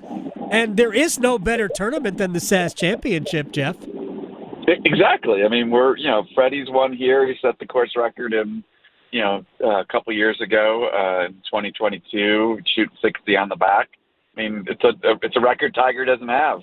Might as well, And I'm sure you remember when Freddie was shooting that 60, there was Tigers texting Justin Thomas, "Hey, are you seeing it?" And Justin thinks he's talking about the Chiefs-Bills game or something like that. He goes, "No, our boy's about to potentially shoot for 59," and that was kind of a buzz after the SAS Championship that year when Fred set that record. Yeah, plus he could reacquaint himself with Colin Montgomery. I don't know how much Monty plays anymore. Tell me about anything that you have. We're still so far away from the event that I'm sure you don't know everything that's going on. But what kind of is in the works with SAS as we are 5 months out? No, we kicked off ticket sales today in honor of our 25th year celebration. We're giving $25 off all tickets, for the next couple of weeks, which makes our $30 grounds pass a $5 ticket. You're not going to see a better bargain in golf right now. No. But also our hospitality tickets are on sale. So we always put tickets on sale now. Everybody starts thinking about golf as things green up here, and the Masters is something everybody enjoys every spring. And then on Monday, we fire up our recruitment for our volunteers. We've been blessed for the last 24 years with incredible support by this community. That every year we need 650 to 700 volunteers, and it's a process to do it. And it's similar to the ticket sales, if you sign up by early May, you'll receive a discount on that registration fee. But for October, you're dead on. There's a lot of thoughts and things that we're still working on, but what I can tell you is we're going to come back, and do food truck Friday like we've always done it, and maybe increase the music and the celebration that night after the first round. We're bringing back Folds of Honor Friday like we did for the first time last year, and HBCU Invitation will be back for the fourth year. So those events are events that continue to be pillars, events that the community can enjoy and engage with, and we're going to sneak in some things to celebrate the 25 years throughout the week, too. Jeff Kleiber, SAS Championship Tournament Director, is joining us here on the Adam Gold Show. The Folds of Honor, I've played in the 24-hour golf marathon before. played night golf. I was actually better when I couldn't see anything. That probably tells us something. It was much better when I couldn't see than when I could see.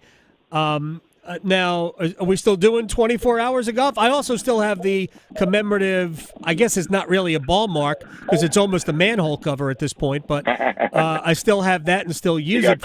Yeah, I still use it from time to time. Is it still a 24-hour deal? It is not. So last year we started a Folds of Honor Friday where we're working directly with the Folds of Honor Foundation to honor both fallen and disabled military and first responders families. And we had a nice opening ceremony before the first tee shot of the tournament that Friday. And then the 18th hole pin flag that day was an American flag. And then as the players came through and played 18, they would hand that flag to an honoree. Right. So like we had a town of Cary fireman in full garb, on a beautiful warm day, standing there holding the flag. We had veterans from SAS holding the flag, as the play would go through because we would never let that our flag touch the ground. Right. So that was a really cool way to connect and really promote an organization that's doing great things for people who have served us and their families through their scholarship program, which education continues to be the focus of our charitable giving from SAS's perspective, with the YMCA of the Triangle and their Y Learning program being something we've supported over the years. And it was a great addition to have Folds of Honor as part of receiving the proceeds from the event last year, and we'll continue this year. $25 off a $30 ticket, which is insane. So tickets are available at SAS Championship.com. All sorts of deals as we kick off ticket sales. As I let Jeff Kleiber go, I am curious how you recover from allowing home runs on 3 straight pitches to the Yankees. He's a Brewers fan. 4 home runs in the first inning, 8 home runs in the first 4 innings. How do you recover from what was like 20-9 that day? Do you simply go, hey, we scored 9?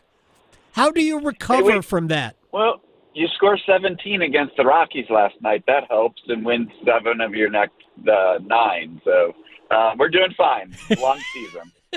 We don't need to face the Yankees and the torpedo bats again until the World Series. So I'll take that if that's where we're headed. You're the best. Jeff Kleiber. Jeff Kleiber, SAS Championship Tournament Director at J. Kleiber on Twitter if you want to find him. But SASChampionship.com. Check it. It is a great. I didn't mean to ask you this. If Tiger does commit, I should say when Tiger does commit, because he wants to play with Freddie, and this is the best place to do it. Yep. Like you were there. I was there when Arnold Palmer played, and hopefully we don't have a hurricane the same week like we did that came through. I don't know if it was a hurricane, but I think it was a hurricane. It was. It was. Just trees down all over the place. And Arnie, who was dead last in the field, had by a million miles the biggest crowd around him. Do you take anything from then and apply it to now when it comes to dealing with what you would have to deal with Tiger? Probably not. I mean, I think the biggest thing that we did when Arnold committed back in 2003 was just making sure, even though we had the commitment, they can be sure before we announced the commitment that we were able to maximize it for the exposure, but then also have, back then you were ordering most of your tickets on the phone and things like that. I mean, I think now there's just easier ways of doing those type of transactions. Gotcha. But, again, we went to the town of Cary in 2003, like, hey, Arnold's coming. We're going to need a little bit more security up there. We're going to need some more traffic up there. Those kind of conversations are going to be the same, based on a commitment from somebody like Tiger. But those would be incredible conversations to have and something nice to dream about. And you never know. I cannot. We've got the beauty of, we've got the beauty of the Umstead and other amenities that, would make Tiger's stay here very nice. No question about it. I can't wait to say SAS Championship, the unofficial fifth major. Thank you very much, Jeff. I will talk to you soon, my man. All right. Thanks, Adam. Bye. You got it. Jeff Kleiber here on the Adam Gold Show. Think about it, because I talk enough about golf. I have said this many, many times before. There is no part of my body that ever thought Tiger would tee it up in a Champions Tour event. Ever. Tiger, when he was done playing, would play majors. He would play an odd tournament here and there, much like Jack Nicklaus did in the very latter part of his career. Nicklaus, however, felt like an obligation to the Champions Tour, so would play an occasional event and the senior majors. I never thought Tiger would even do that. I think there is a very good chance that Tiger plays a limited Champions Tour schedule, significantly scaled back, but he'll play. And he'll play some senior majors. Because he does, like he can ride a cart. And if he can ride, he can win. That's the thing. Tiger wants to win. If he can ride, he can win. All right, we'll break. We'll come back. We will stretch. We will place bets. A Masters update. Next. Questioning goalie interference calls since day one. The Adam Gold Show on the North Carolina Sports Network. It's okay not to be okay. Feelings of loneliness, anger, and worry are completely normal, and you're not alone. If you need help coping, call, text, or chat the free 988 Suicide and Crisis Lifeline. Someone is always there to talk, day or night. Together, we will find the care that works for you. Just call, text, or chat 988 anytime to talk to a trained counselor who will listen, provide support, and connect you to other resources that can help. Let's get through it together. Brought to you by the North Carolina Department of Health and Human Services. From the mountains to the coast, there is tremendous pride in North Carolina agriculture. NC Forever Farms is a program recognizing family farms that are protecting precious working lands vital to the future of agriculture. Through permanent agricultural conservation easements, these NC Forever Farms will always be protected from development. Learn more about preserving family farms through the Farmland Preservation Division of the North Carolina Department of Agriculture and Consumer Services by visiting NCADFP.org. This April, join North Carolina Realtors in celebrating Fair Housing Month. Fair housing means everyone deserves a place to call home, regardless of race, color, national origin, religion, sex, or disability. NC Realtors are committed to fair housing for all North Carolinians and ensuring that everyone has access to safe and affordable housing. Let's work together to create communities where everyone can thrive. Visit ncrealtors.org to learn more about fair housing. Paid for by NC Realtors. The North Carolina Department of Health and Human Services is looking for people aged 21 or older to volunteer in long-term care facilities. Community Advisory Committee volunteers help residents and their families advocate for the needs of individuals living in long-term care facilities, such as nursing homes, assisted living facilities, and family care homes. Volunteers must complete orientation and training to become designated and certified representatives of the Long-Term Care Ombudsman Program. Visit ncdhhs.gov/aging to find your county's ombudsman. Every day, people battling addiction suffer in silence. Because of stigma, they fear judgment. They fear being labeled, and too often, they don't get the help they need. But you can help change that. Join the Governor's Institute and be a superhero in the overdose battle campaign. Learn how to break the stigma, support those in need, and save lives. Visit governorsinstitute.org/superhero to get involved. Be a hero. Fight stigma. Save a life. The Body Armor State Games are coming to Greensboro this June. Registration is open to athletes of all ages and skill levels in 20 different sports. The Body Armor State Games feature 11,000 athletes and 600 teams. Don't miss out on North Carolina's largest sports festival of the year. Visit bodyarmorstategames.org today. That's bodyarmorstategames.org. The Body Armor State Games are proud to partner with Truist, Lowe's Foods, and Blue Cross and Blue Shield of North Carolina. Did you know that since you have public power, your electricity is operated and controlled by people in your community, not by a for-profit investor-owned company? These local folks are directly accountable to you. They don't answer to shareholders. They make decisions for the good of your community. What's more, your public power provider invests in your community, providing jobs and supporting your local economy. Local people working together to meet local needs. That's public power. Learn more at electricities.com. Are you living your best life? Do you know AARP North Carolina is working to make communities great for all ages? Help workers find easier ways to save, improve healthcare quality and access, and to protect important programs like Social Security and Medicare. Learn more about all that AARP is doing to help people of all ages by listening to AARP Without Limits. You can find the latest episodes of AARP Without Limits wherever you listen to your podcasts. This is Adam Gold. Did you see what Duke is paying the quarterback that they pulled out of the portal from Tulane? Oh, no. Oh, yeah. 2-year deal, $4 million per. Oh, wow. Per. So. Do they want a quarterback named Victoria?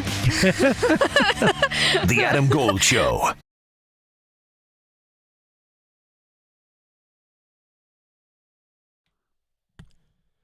It's the Adam Gold Show. I am Adam Gold. Graham Hill on the ones and twos. We have assistant Max in the house, too.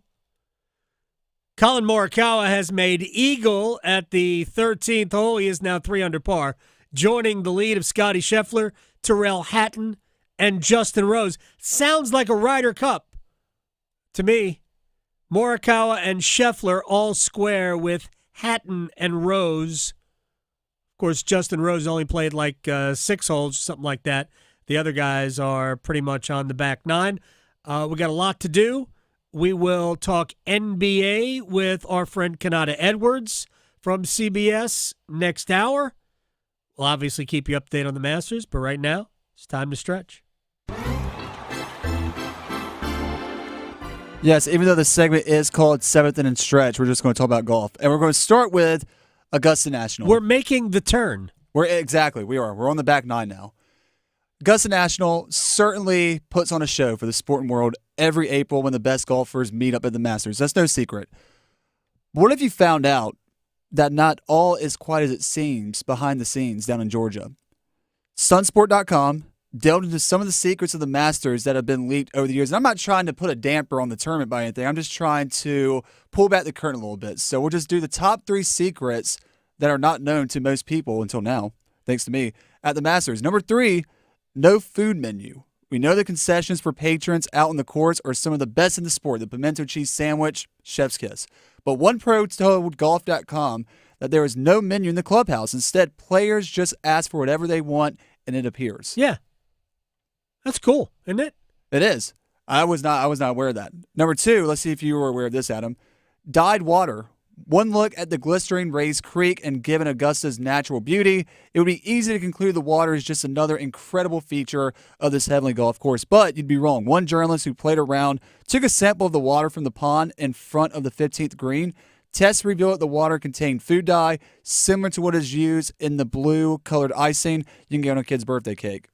I mean, you got to get that pollen out of there somehow, that green, yellowish, murky color, one way or another.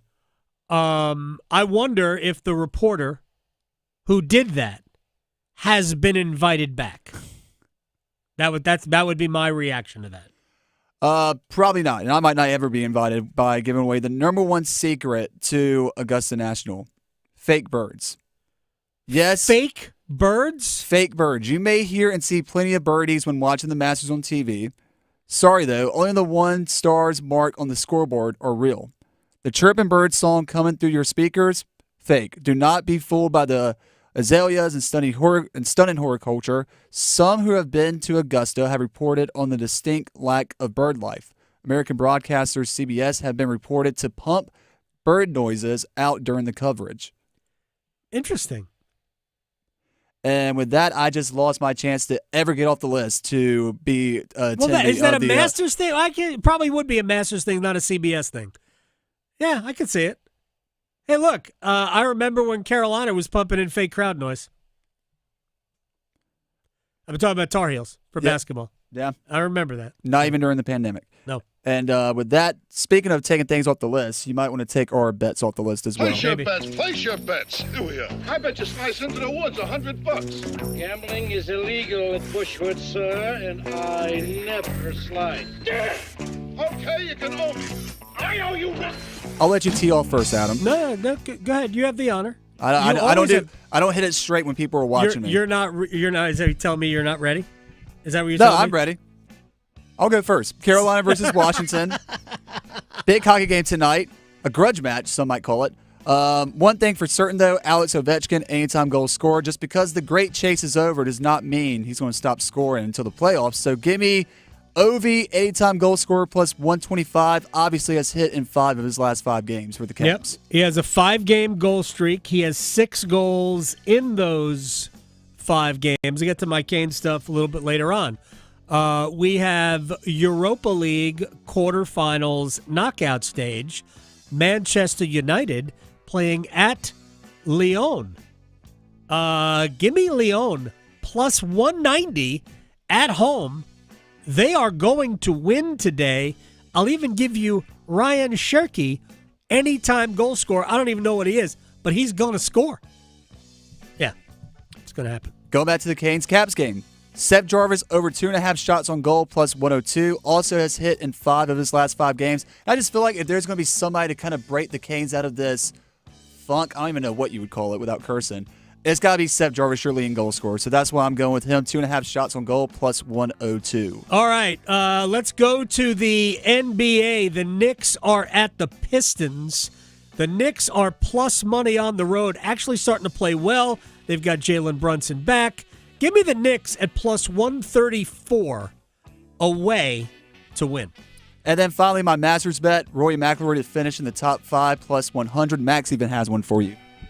What we got, Max? Yes, I'm going to ladder this one up. Russell Henley, Georgia native, Georgia Bulldog. I've got him top 20 plus ties at plus 190. It is now. He's off to a bit of a slow start. I've also got that top 10 plus ties plus 500. So yeah, something to monitor. I have Russell Henley as a first-round leader, and I also have him plus 10. I don't think first-round lead's going to happen. Although the first-round lead right now is not crazy. It's just minus 3. I also have Justin Thomas as a first-round leader. I have Akshay Bhatia. And I've got like 4 different guys as a first-round leader. Scotty Scheffler's too easy for anything. Anything. It's like a given. Bothers me. Canes win tonight. We'll be right back. Talking sports so you don't have to pretend to know stuff. The Adam Gold Show on the North Carolina Sports Network. Hey, it's Adam Gold from my friend Gordon Miller, Miller Lending, Kildare Farm Road in Cary. He is the man who invented the no closing cost mortgage back in 1987, and he did so you wouldn't have to worry about timing, figuring out when the bottom of the mortgage market is, because that's what the companies are telling you. The other companies, the fly-by-nighters, are saying, oh, the rates are never going to be this low again. You should pay fees now. Lock in. Keep your mortgage forever. Nobody keeps their mortgage forever. Average length of a mortgage is less than 4 years. I have never kept a mortgage longer than 3. Miller Lending. Don't pay closing costs, because if you do, that money is lit on fire and thrown away. What if you want to refinance in a year? It's possible. It's likely. Miller Lending on Kildare Farm Road in Cary since 1996. Miller Lending is an equal housing lender, NMLS ID 250-2146. Hello, Scott Forbes, head baseball coach, University of North Carolina. When it comes to choosing a dealership, I stick with Wilkinson, Chevrolet, Cadillac, Buick, GMC. Growing up in Sanford, I've been fortunate to be lifelong friends with Will Wilkinson. My family and I have been buying and having our vehicles serviced at Wilkinson for many, many years. Great service, competitive prices, and most importantly, a place you can trust. Go where I go. Go see my longtime friend Will Wilkinson at Wilkinson, Chevrolet, Cadillac, Buick, GMC. This is Secret Clinical dominating extra stinky stress sweat. And this is regular deodorant. Secret Clinical in a heat wave. Oh, what a beautiful day. This is regular deodorant. Ugh, I can't. Secret Clinical with workout sweat. Let's run another marathon. And regular deodorant. How much more? Secret is the GOAT. Because nothing fights sweat better. Stay fresher under pressure. We're hiring. Start feeling rewarded today. Enjoy paid time off and tuition assistance. Work for McDonald's and McDonald's can work for you. Apply at careers.mcdonalds.com today. McDonald's and its franchisees are equal opportunity employers committed to a diverse and inclusive workforce. Hey, it's Adam Golden. I am in studio with the one and only Sammy Hanna from the Aluminum Company of North Carolina. I'm going to be seeing you this weekend for the open house. Hey, Adam, I'm excited. I'm honored to be here with you. And yeah, this Friday, Saturday is our biannual open house, and glad to do it once again and looking forward to a great function. So what are the big attractions? Not me. I am not an attraction. What are the big attractions for the open house? Well, all of our radio hosts are always a big attraction, so please come out and see your radio host. I'm going to be there. My sales staff's going to be there. All my employees are there. So it's just a great time to come out and meet the staff, learn something about all your home improvement needs. We're going to have food as always. Food's always great. We're going to have Bojangles for breakfast. We've got our food trucks and ice cream for lunch. And then we've got some great giveaways. We're giving away thousands of dollars in gift certificates. We're having a big drawing this year for 2,000 square feet of James Hardy siding, which is the first time we've ever done that. It's just a great time to come out and have a great time with us. There you go. 800-672-4348. Friday till 5. Saturday till 4. See you there. Cool cars, cool people, good time. America's favorite car show is back. The Good Guys 10th Griot's Garage North Carolina Nationals presented by Trimmett. April 18th and 19th at the North Carolina State Fairgrounds in Raleigh. Cruise on out and see over 1,500 of the Southeast's finest hot rods, muscle cars, and trick trucks. Autocross racing, a Saturday night demolition derby, vendor midway, live entertainment, and more. April 18th and 19th at the North Carolina State Fairgrounds. Details at good-guys.com. I'm attorney Brian Ritchie. Workers' comp can be tricky, but my law firm will be on top of all the complicated paperwork and sneaky deadlines so that all of your I's are dotted and T's are crossed. If you've been hurt on the job, I'm on top of it. Contact us at ritchielaw.com. Broadcasting live from the Lenovo Studios. WCMC HD1 Holly Springs. 99.9 The Fan. The Triangle Sports Leader. I still make him the favorite, and I make him the favorite comfortably.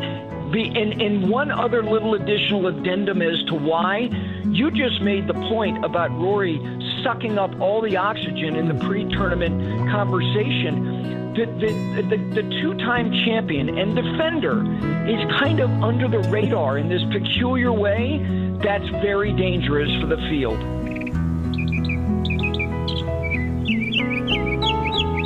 It's the Adam Gold Show. I'm Adam Gold. That's Gary Williams. 5 Clubs Golf from yesterday's program. Those are the fake birds.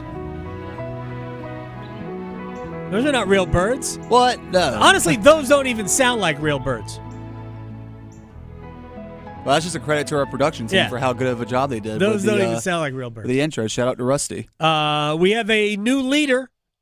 Top the leaderboard, Terrell Hatton, 4 under par. Colin Morikawa, Justin Rose, Scotty Scheffler, all 3 under. Scheffler will have about a 40-foot eagle putt on 13 to potentially get to 5 under par. Rory McIlroy is even through 2. For those people who are interested, Raleigh native Akshay Bhatia is 1 under through 2 holes. And some of us have a first-round leader ticket on Akshay Bhatia at plus 5,500. Not a bad pick at all. I'm just saying. I really thought that he could go out and shoot a good score early. Did he not have the lead after the first round of the Players' Championship? I think he did.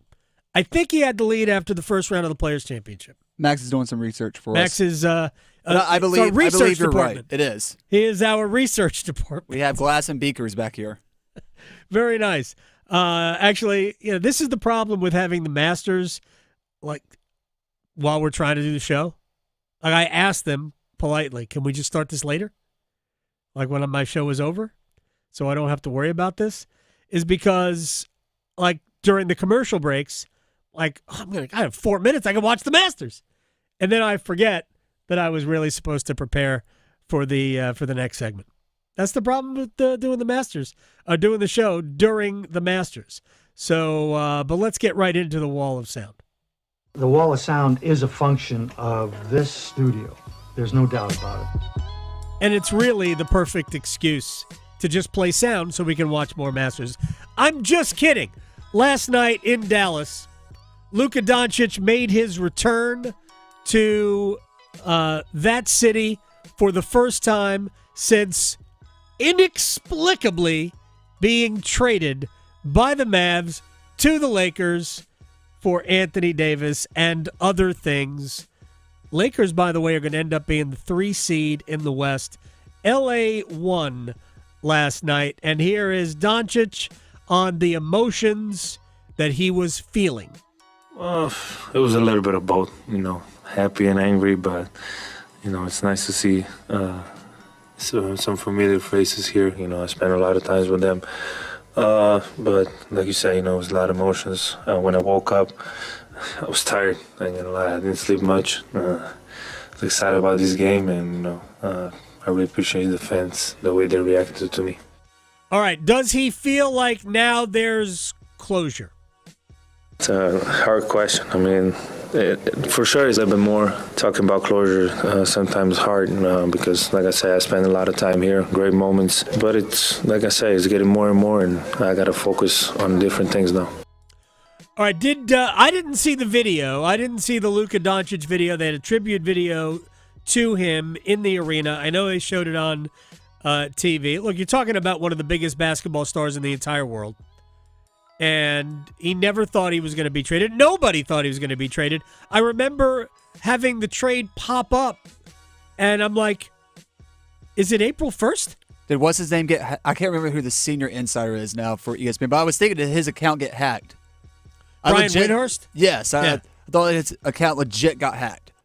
It's just one of the most stunning things ever. You just don't see players. Like I say this, Kareem got traded, right? Wilt got traded. And Luka Dončić actually equaled a feat. It's not a record, but a feat that Wilt Chamberlain accomplished early in his career, in that Dončić scored 45 or more points for a team and then against that team in the same season. It would have been better had Dončić scored 45 against the Lakers and then did that for the Lakers against the Mavericks, but that's not what happened. But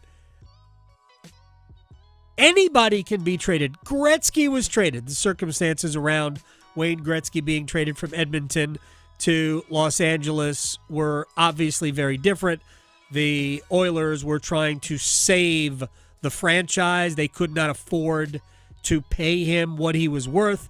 The LA Kings had all the money in the world. They were ready to pay him. Like, it didn't lead to the Kings winning a Stanley Cup.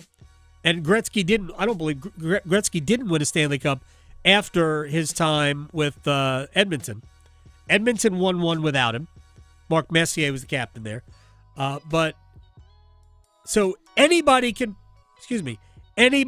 be traded. Babe Ruth was traded. Actually, Babe Ruth was sold from the Red Sox to the Yankees because the Red Sox ownership was trying to finance a Broadway play. Do you know the name of the Broadway play?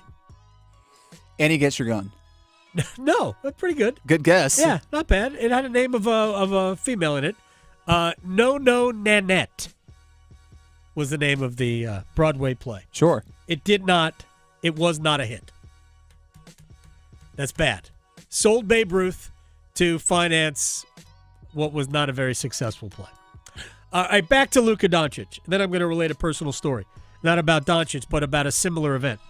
Here's J.J. Redick watching Luka hang 45, 8 rebounds, 6 assists. I think he was 6 of 9 from 3 on the Mavericks amid all of the emotions. The moment with the tribute video and him sitting by himself and getting to actually live that and live in the moment and allowing himself to be vulnerable and his teammates supporting. Some of his teammates got emotional. Some of the coaches got emotional. It was a beautiful moment. I thought the video was great, but I think just his ability to then go perform. Lights turn on. He's teary-eyed still as we walk out on the court for the tip ball. To have the emotional resolve to then go put on that kind of performance, it's superhuman. I mean, I'm not going to lie. It was amazing. It was one of the great you've got to be kidding moment games. He was that good. There were some circus shots involved as well, and also some allowed travels, but I'm okay with that. I don't know about you, Adam, but when I was watching the tribute video, and then once the game got started itself, and the Mavs and Lakers were tied at 24 apiece, either in the first quarter or the second quarter, I looked over at my friend and I said, you know what's going to happen? It's going to come down to a game winner. Luka's going to hit it, and you're going to have the opposing crowd cheering for a game winner that was just hit on them. Obviously, other circumstances happened, and the Lakers ended up taking care of it pretty easily, but just how funny would that have been if it had set up like that for the finish? That would have been hysterical. That is, the game was over by the time we got, I think, into the fourth quarter. Dončić had 31 at the half. But you brought up something that I could relate last night to. Luka Dončić will never play a road game in Dallas again. He is forever the home team. And I remember on my 11th birthday going to Shea Stadium to watch the Mets play the Reds, and Tom Seaver was the starting pitcher. Seaver, who was originally a Met. He showed up in the big leagues in '67, was a 3-time Cy Young Award winner with the Mets. He was the best pitcher. He is the best pitcher in franchise history. He was part of the Miracle Mets that won the World Series in '69 and carried them. He won 3 Cy Youngs for the Mets. He was not there that long. So in '77, in the middle of 1977, he was traded from New York to Cincinnati. And the GM basically trashed him leading up to the trade and then traded him. Trade the franchise. Beloved player. I was there on August 21st of 1977 when he came back to Shea Stadium for the first time, was the starting pitcher, and it was like it was a Reds home game. The Mets, who were not drawing, they were drawing, 15,000 people for a game, had like 55,000 at Shea, and very few of them were rooting for the Mets. They weren't Reds fans. Those were angry Mets fans rooting for Tom Seaver. He just happened to be pitching for the Reds. I'm telling you, Tom Seaver never pitched a road game at Shea Stadium, ever. Luka Dončić will never play a road game in Dallas, ever. We're going to talk to, I was going to say Luka. We're going to talk to Kanata Edwards, Nata the Scribe. Hey, I might call him Luka just for giggles. Akshay Bhatia now, 2 under par through 3 holes. Go Akshay. Rooting for my bank account. All right, Kanata Edwards next. Making more sports sense than social media trolls. The Adam Gold Show on the North Carolina Sports Network. Tonight's forecast calls for Hurricanes hockey. Now Svechnikov ties out front for Stoll. They score! The captain ties it at 2. Storm Watch with Adam Gold at 7. Puck drop at 7:30. Ball with the redirect. Here come the Hats! Stoll, the deflection out in front. Carolina 5-3. On your exclusive home for the Carolina Hurricanes, 99.9 The Fan. At Diamonds Direct, our experts go the extra mile to ensure you have the tools to say I do with absolute confidence. Our promise to you is a completely risk-free shopping experience rooted in transparency, education, and integrity. No pressure, no intimidation, just clarity and confidence in your purchase. But we're about more than just price. Everything is backed by our exclusive guarantees. Put our tools to the test against any competitor, and our expert staff will ensure you get the very best overall value and unforgettable experience. Learn more at DiamondsDirect.com. Diamonds Direct. Your love, our passion. Is going to your local bar the worst part of your day? The bartender ignores you, mediocre food, warm beer? Then why go there? Take 5 minutes and drop in at Sharky's, where they'll give you a free evaluation, and you can learn about all the bars that you shouldn't go to. Sharky's has helped thousands find the right bar to hang at. What are you waiting for? Sharky's evaluation could be the cure to the worst part of your day. Change your bar, change your life. Sharky's, 5800 Durley Road by the Shell Station.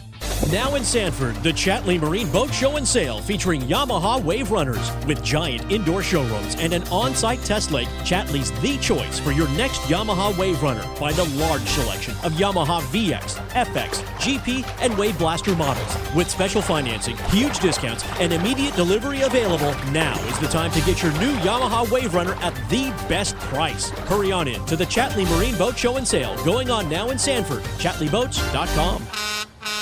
Are your monthly bills keeping you up at night, wondering how you got so behind? Hey, I'm Roger Moore, CEO of Loan Pronto. I get it. Life is expensive now. Insurance, groceries, cars. And then there's the credit card debt with those obscene interest rates. It's time to regain your financial freedom. And that's what we offer at Loan Pronto, using the power of the equity in your home. We have multiple ways to get you the cash you need, and most clients close in 2 weeks or less, and many don't even require an appraisal. And listen, rates have been plummeting recently. We just locked a homeowner in with an APR in the low fives, saving her over $1,000 per month, and put $10,000 in her pocket. Life-changing money. Whether you're drowning in debt, have a nosebleed rate you got last year, need home improvements, or simply need cash in your pocket, we can help you accomplish this goal in record time. Call us today and get started with no hard credit pull, just a conversation. LoanPronto.com, 919-381-1760. LoanPronto.com. That's LoanPronto.com. Equal housing lender. NMLS 1661781. Subject to lender approval. NMLSConsumerAccess.org. Prescriptions require an online consultation with a healthcare provider who will determine if appropriate. Restrictions apply. See website for details and important safety information. Price varies based on product and subscription plan. Hey guys, let's talk ED, because millions of men experience it. But not everyone can access or afford treatments like Viagra.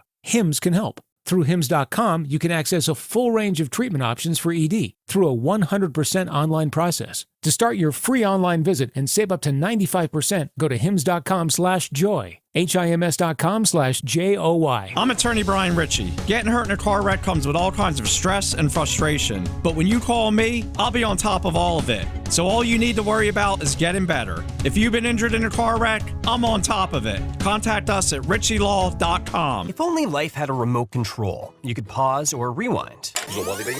Well, life doesn't always give you time to change the outcome, but prediabetes does. Take the 1-minute risk test today at doihaveprediabetes.org. Brought to you by the Ad Council and its prediabetes awareness partners. This is Adam Gold. Frankly, I'm not sure that there is a sport that we could theoretically even put in the Olympics that isn't. I said bowling. Yeah, maybe. I wouldn't be surprised. Croquet? Lawn darts? I'm waiting for cornhole. Oh, there's somebody that thinks, yeah. The Adam Gold Show.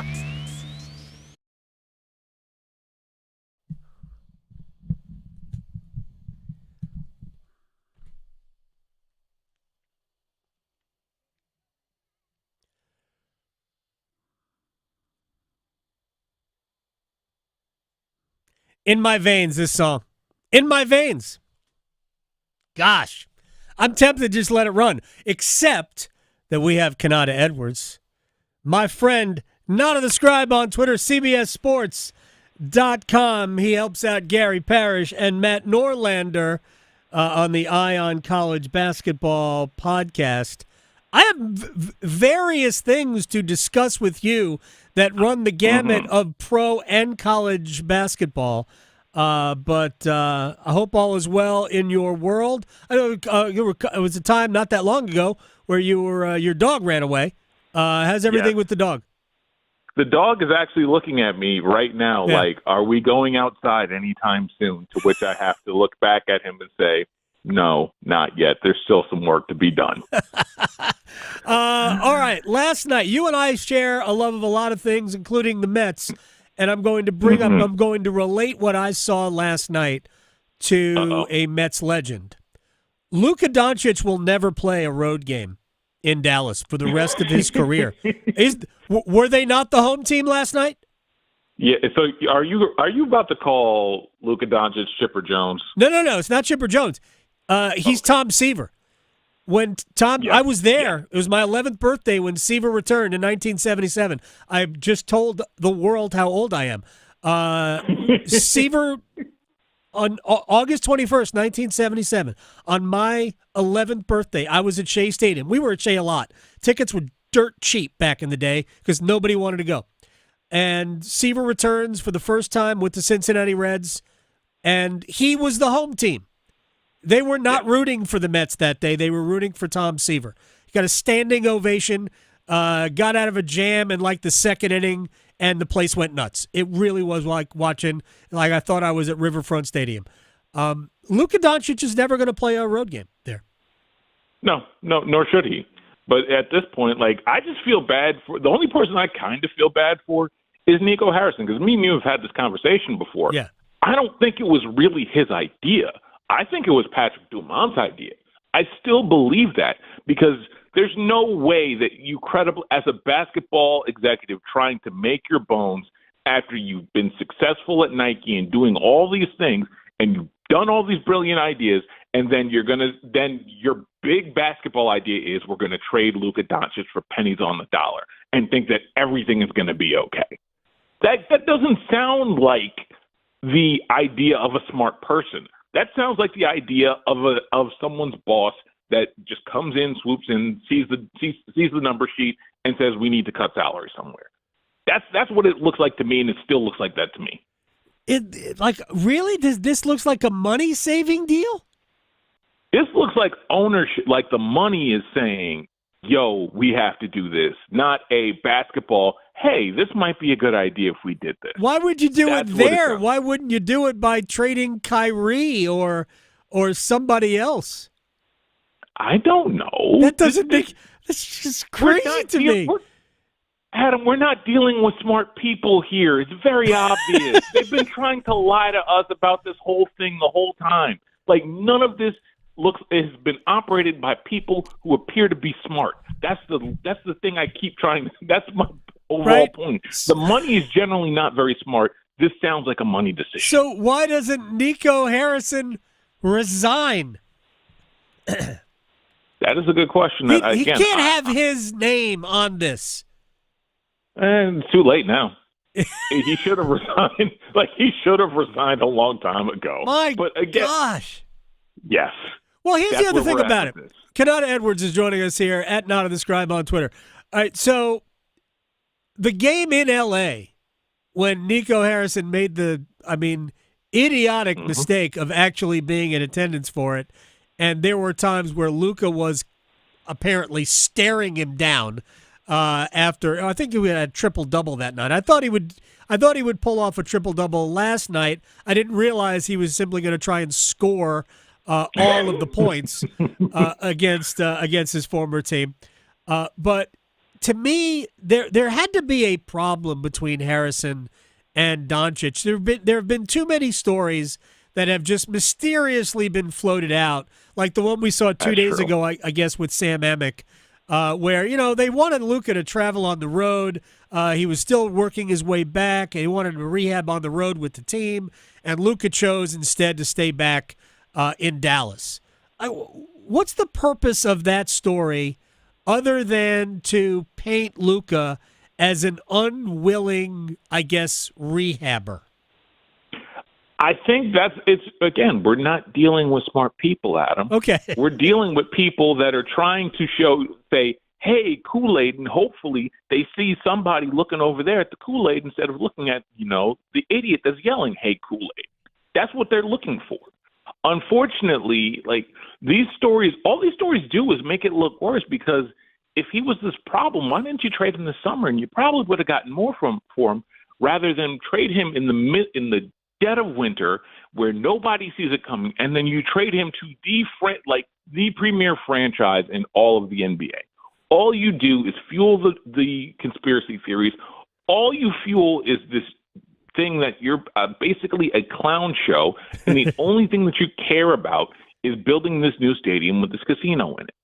That's right. And so this was floated in a staff meeting today. Our friend Tim Donnelly, who does the show here after me, said that he actually now believes the theory that it was the ownership trying to tank the franchise so they can threaten to move to Las Vegas if Texas doesn't advance sports wagering. Does that make any sense to you? It does in one aspect, but it doesn't because I already think that that Las Vegas franchise has already been earmarked for new money. For LeBron. For LeBron, but also remember, you think about it like this. That is $3 billion in an expansion fee that someone is going to have to pay. If Dallas moves, that's not $3 billion or whatever the expansion fee in the ownership's pockets. That they're going to, again. So as much as we would like to think that Dallas is going to move to Las Vegas, there are 29 other owners that are looking for a nice little payday out of whoever decides to buy that franchise that are going to block that move. That's why I don't necessarily believe that. But I do believe that it's a standard amount of incompetence along with they want to get that casino built in Dallas at this point. Yeah, the Mavericks are not leaving Dallas. There's zero chance of that. Ownership will not let them move. Again, you're right. It's going to be an expansion team in Las Vegas anyway when the time is right. It is interesting that the NBA, which has probably invested more in the city of Las Vegas than any of the other leagues, will be the fourth team ultimately to get there. Even baseball, well, it's going to take till 28 for baseball to get there. But even if baseball, they ever make it there, it's a very good point. It's a very good point. It is the athletics, and B, it is Major League Baseball, which loves to shoot themselves in the foot. Kanata Edwards is joining us here on the Adam Gold Show. Who is the most dangerous team outside of Oklahoma City in the Western Conference? It's the Clippers. Easily. The Clippers are, again, Kawhi is healthy. Yeah. Sneakily healthy.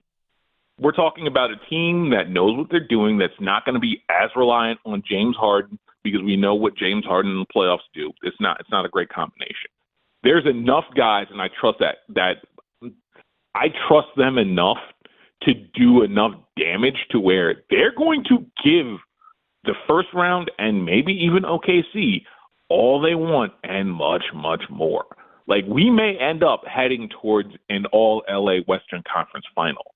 That's how we may be headed that way. Yeah. They're that dangerous at this point. By the way, Kawhi Leonard, I'm going to pat myself on the back here. One of the great free agent pickups in fantasy NBA basketball history. Whoa. No. You have to explain that one. He wasn't drafted. How? Well, we only have 17 teams in the league and rosters that are like 16 deep. So somehow Kawhi Leonard wasn't drafted, and I picked him up as a free agent. I'm just saying. I didn't draft him either, Kanata. You ought to be arrested. You ought to be arrested for grand theft larceny. That's what that is. Yeah. That's grand theft larceny. I'm not. Why are you admitting to crimes on air? Why are you admitting to crimes, Adam? Hey, again, I didn't draft him either. We've been friends for how long now? But again, we've been friends for how long? You out here admitting to crimes on the air? Don't do that. My son, who's in the league, busts my chops. Busts my chops because I'd like the 16th pick in the first round, and I picked Scotty Barnes with my first pick. He busts my chop for picking Scotty Barnes, but I did acquire via free agent Kawhi Leonard. All right, let me flip this over to college basketball. We've seen Carolina roster, ins and outs. I think they are absolutely a net positive by a lot. State is right now probably a net neutral, but we assume that Will Wade will do very well there. We know that Flagg and Knipple and Malawach are gone from Duke. They should be. They will be. Yeah. But there is a backcourt logjam right now, and they haven't even talked about what may or may not come out of the portal to Duke. But you've got Tyrese Proctor, who I assume will go, but certainly wasn't fantastic in the national semifinal, which might dampen things a little bit. You've got Proctor, you've got Evans, you've got Caleb Foster, Darren Harris, who, barely played, but we know he can shoot. What do you think happens just at that position? I think Proctor's gone. I think Proctor and maybe Foster are gone. But honestly, Caleb Foster showed so much in the second half, towards the latter half of the season, to where, that might be your starting point guard. Right. He's done enough to where he's justified being your starting point guard. I don't think Evans leaves because let me rephrase that. Let me see what happens in Chicago. If he gets a good report we're definitely drafting you in the back first half of the first round, then I can see him gone. But at the same point, if he's a second rounder, as we've seen with a whole bunch of other guys at this point, they're much more likely to play the portal and or stay because there's more money in college than there is in the second round of the NBA right now. I think Evans is probably going to be back. It wouldn't surprise me if he got a little bit of a pay raise. And then I think that team is going to be so loaded, it's not necessarily going to matter.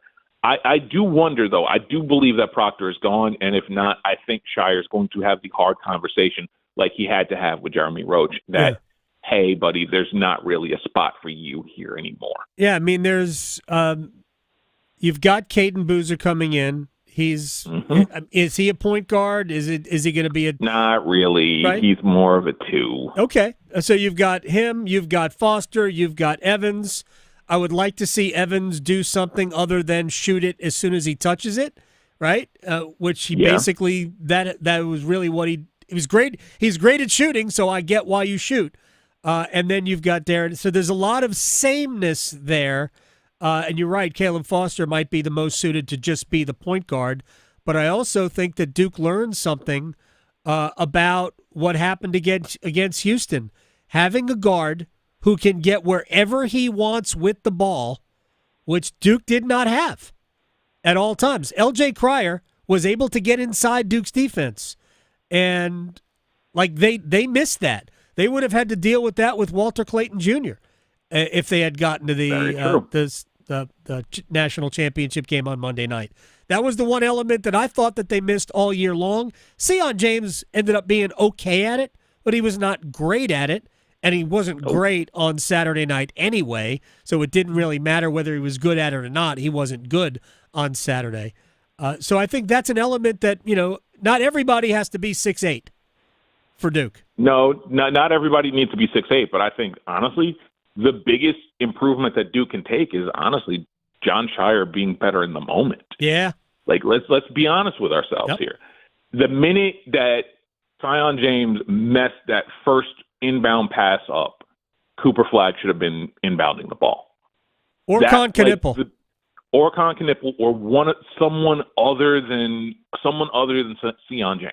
As soon as that happens, you can't allow that. And there have been times in this season where John Shire has been the reason that they didn't play for the national title. There have been games where John Shire's coaching or lack thereof has cost them. So it's going to be a lot of, again, the biggest improvement that they can have is self-scouting. Because quite honestly, I don't think the guard that you're describing right now is currently in the portal, unless you're talking about going to get Ian Jackson, which would be utterly hilarious for a whole set of reasons.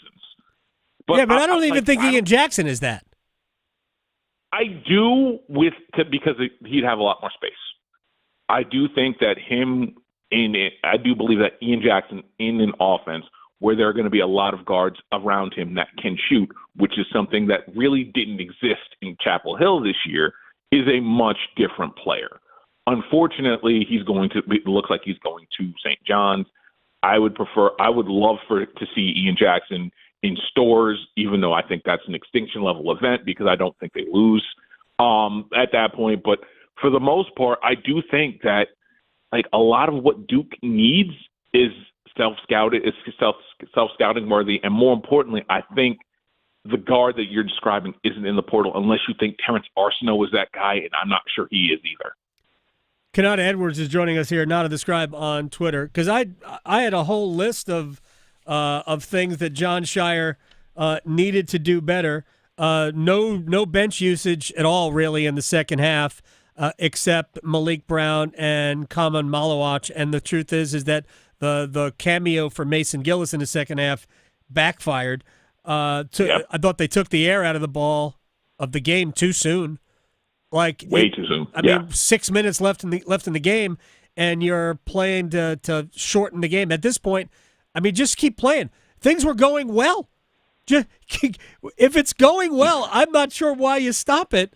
And even though Houston had eaten into the lead a little bit, I mean, Houston doesn't want to play fast. They're happy playing slow. That's the thing that trips me up about it the most. They're the slowest team in the league. They're slowing it down, and then you're playing right at the Houston's hands the whole time because you're playing scared. You're playing not to lose instead of playing to win. And that is, at the end of the day, that is a coaching decision. And if you are coaching scared, then it's no surprise that the players are, you know what, playing scared. Yeah, and I think, you brought it up, and I said it too, and I said it, I put it on Twitter during this whole sequence. Sion James, whether he's good at inbounding the ball or not, and I think he was their guy to inbound the ball in tight situations all throughout the year. So it doesn't matter whether or not he was that guy. He wasn't that guy on Saturday night. In that moment. Yeah. Yeah. And you could tell he was too tentative. There were plenty of opportunities to throw a bounce pass where only Knipple could go get it, and they never did it. It was like he was waiting for, I need to see him wide open before I can deliver the ball. And the one time he did try to throw a contested in, the two times, one, it was knocked out of bounds off Houston, and the other was woefully short, and Flagg had no chance to get it. It was the turnover that ultimately led, I guess, it was to the missed three and then the dunk. The other thing is, and this is not anything you could really coach. This is what happens during the game with a team like Houston. They got crushed on the offensive boards. Cougars were 18. Houston crushes everybody, right. though. Houston crushes everybody on the boards. That's something that you can't necessarily coach around, but you can absolutely adjust to the feel of the game. And granted, this is Shire's third year. I understand that there's got to be a game feel to all of this, and that's going to be developed. But if you're talking about being a national championship contender, you kind of have to learn on the fly. And there were times where Shire could have learned on the fly, learned from his mistakes a little bit better, and he didn't. And unfortunately, that's why they didn't play Florida for the title. And they would have beaten Florida, right? I'm just kidding. They'd have walked away from that. They would have, I think Duke wins that in a walk.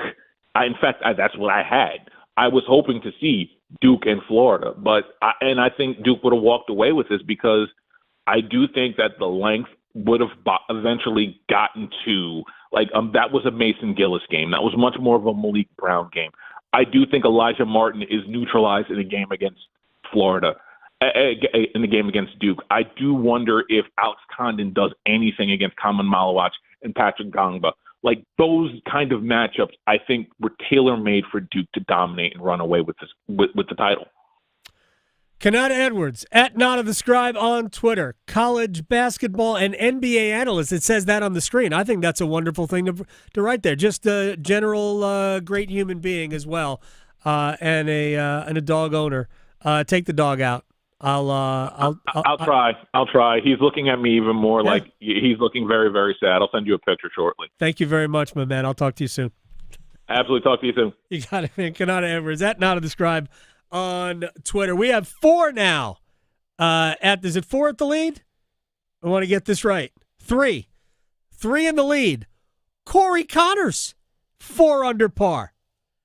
Terrell Hatton, 4 under. Corey Connors is done. by the way. A back nine 33 to go from 1 under to 4 under. Closed with birdies on 3 of his last 4 holes. Tyrrell Hatton is 4 under with 5 holes to play in his opening round. Justin Rose is 4 under through 8. Scotty Scheffler stays at 3 under par. Aaron Rai, Harris English, Colin Morikawa, Jason Day in the worst clothing ever. Jason Day looks like he should be playing dominoes in the park, and he is playing at Augusta National. Somebody is going to say something. Last year they did. He wore some stupid sweater the second day, and Augusta said, Jason, we need you to take that off. And he did. We'll take a break. We'll come back. We'll rewind next.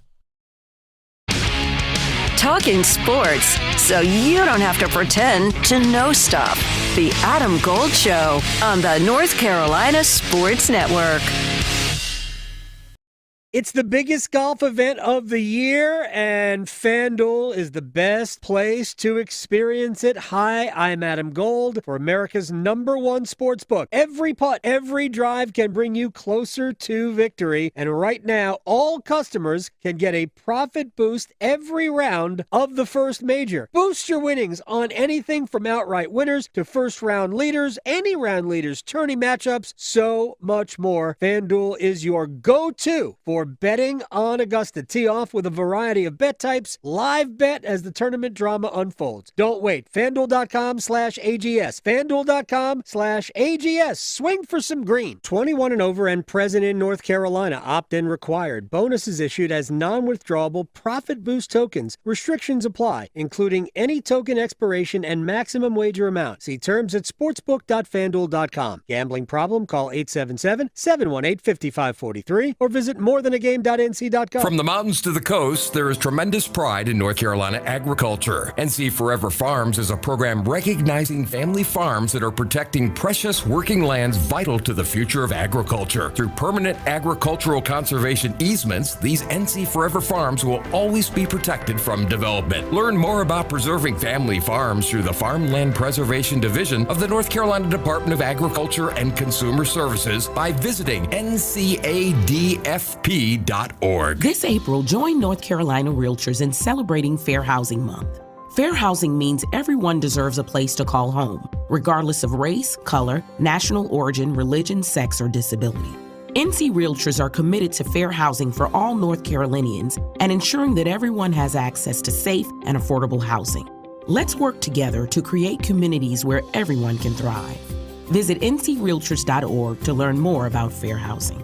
Paid for by NC Realtors. The North Carolina Department of Health and Human Services is looking for people age 21 or older to volunteer in long-term care facilities. Community Advisory Committee volunteers help residents and their families advocate for the needs of individuals living in long-term care facilities, such as nursing homes, assisted living facilities, and family care homes. Volunteers must complete orientation and training to become designated and certified representatives of the Long-Term Care Ombudsman Program. Visit ncdhhs.gov/aging to find your county's ombudsman. Do you know someone who's lost a loved one to overdose? Every day, the disease of addiction is taking lives and devastating families. But this crisis is preventable. Join the Governor's Institute in the Be a Superhero in the Overdose Battle campaign. Together, we can spread awareness, fight stigma, and save lives. Learn the signs of overdose. Know how to help. Visit governorsinstitute.org/superhero today, because doing nothing shouldn't be an option. Be a hero. Take action. Save a life.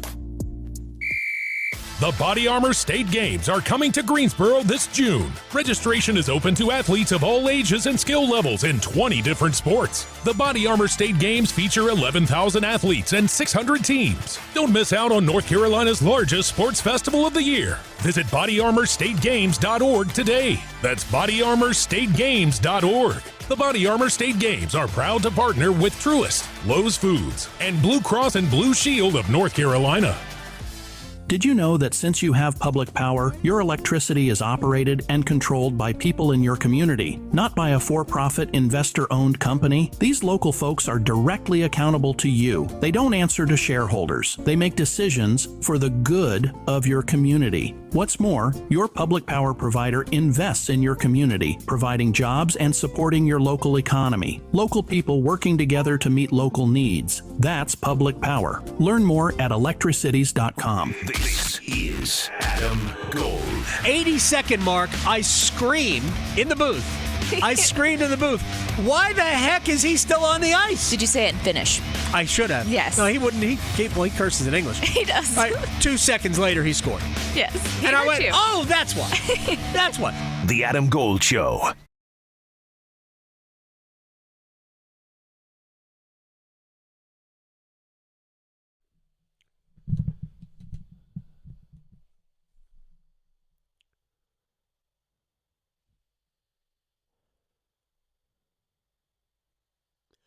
It's the Adam Gold Show. I'm Adam Gold. Graham Hill has been spinning tunes today. Also, he is in the Masters scoreboard center. Bunker. Bunker, yeah. We'll call it a bunker. I'm sure. Are you allowed to call it a bunker at the Masters? I guess you are. Clubhouse. Yeah. Max is in there. Masters Max is in there. Have you guys been watching the Masters the entire day? It's okay to admit it. So. It's okay. Like no, the bosses aren't going to be upset because you're doing research. It's for the show. We're working in here. I think management would approve. We're doing more than the 5 people that Pat McAfee has in his production. That is very true. Production room. That is very true. By the way, Akshay Bhatia bogeyed the 5th hole, so he has dropped back to 1 under par. I believe Rory McIlroy is also at 1 under par. But Corey Connors, I have a top 10 ticket on Corey Connors. So off to a good start. It's perfect golf course for him. He is a ball striker, great iron player. The number one skill you must have at Augusta is to be able to hit good irons, especially from between, let's say, 175 to 225 yards. If you are good in that range, you can win here. Way back in the day, before you could wager on your phone, I picked Sergio Garcia to win at the Masters because of that, because of his ability to hit irons. And that's the year he won. Of course, Justin Rose kind of let it happen, and Rose is off to a good start. Scotty Scheffler is scrambling, although he'll be putting for birdie on the 15th hole. He is at 3 under par. We just saw the chip shot from the rough. Yeah, it's pretty good from behind the 15th. I mean, it's got a not an easy putt, downhill putt, and the pin on 15 today is kind of in the front, which at times will bring the water into play in front of the green. That is not a good spot. Rory was just an excellent straight drive down the fairway on the green on the 15th or no, he's 5th hole. He's on 6. 6. He's on 6. That's the par 3. We wouldn't call that a drive. We would call that just a tee shot on the par 3 6th. We need to teach you golf jargon. I need to learn the lingo a little bit. Yeah. We need to teach you golf jargon. Yeah. That was just a tee shot. All right, now the tee shot coming up for That was Ludwig Oberg. Also put it on the dance floor. You were allowed to. I'm not sure you were allowed to use that at Augusta, though. All right, let's rewind.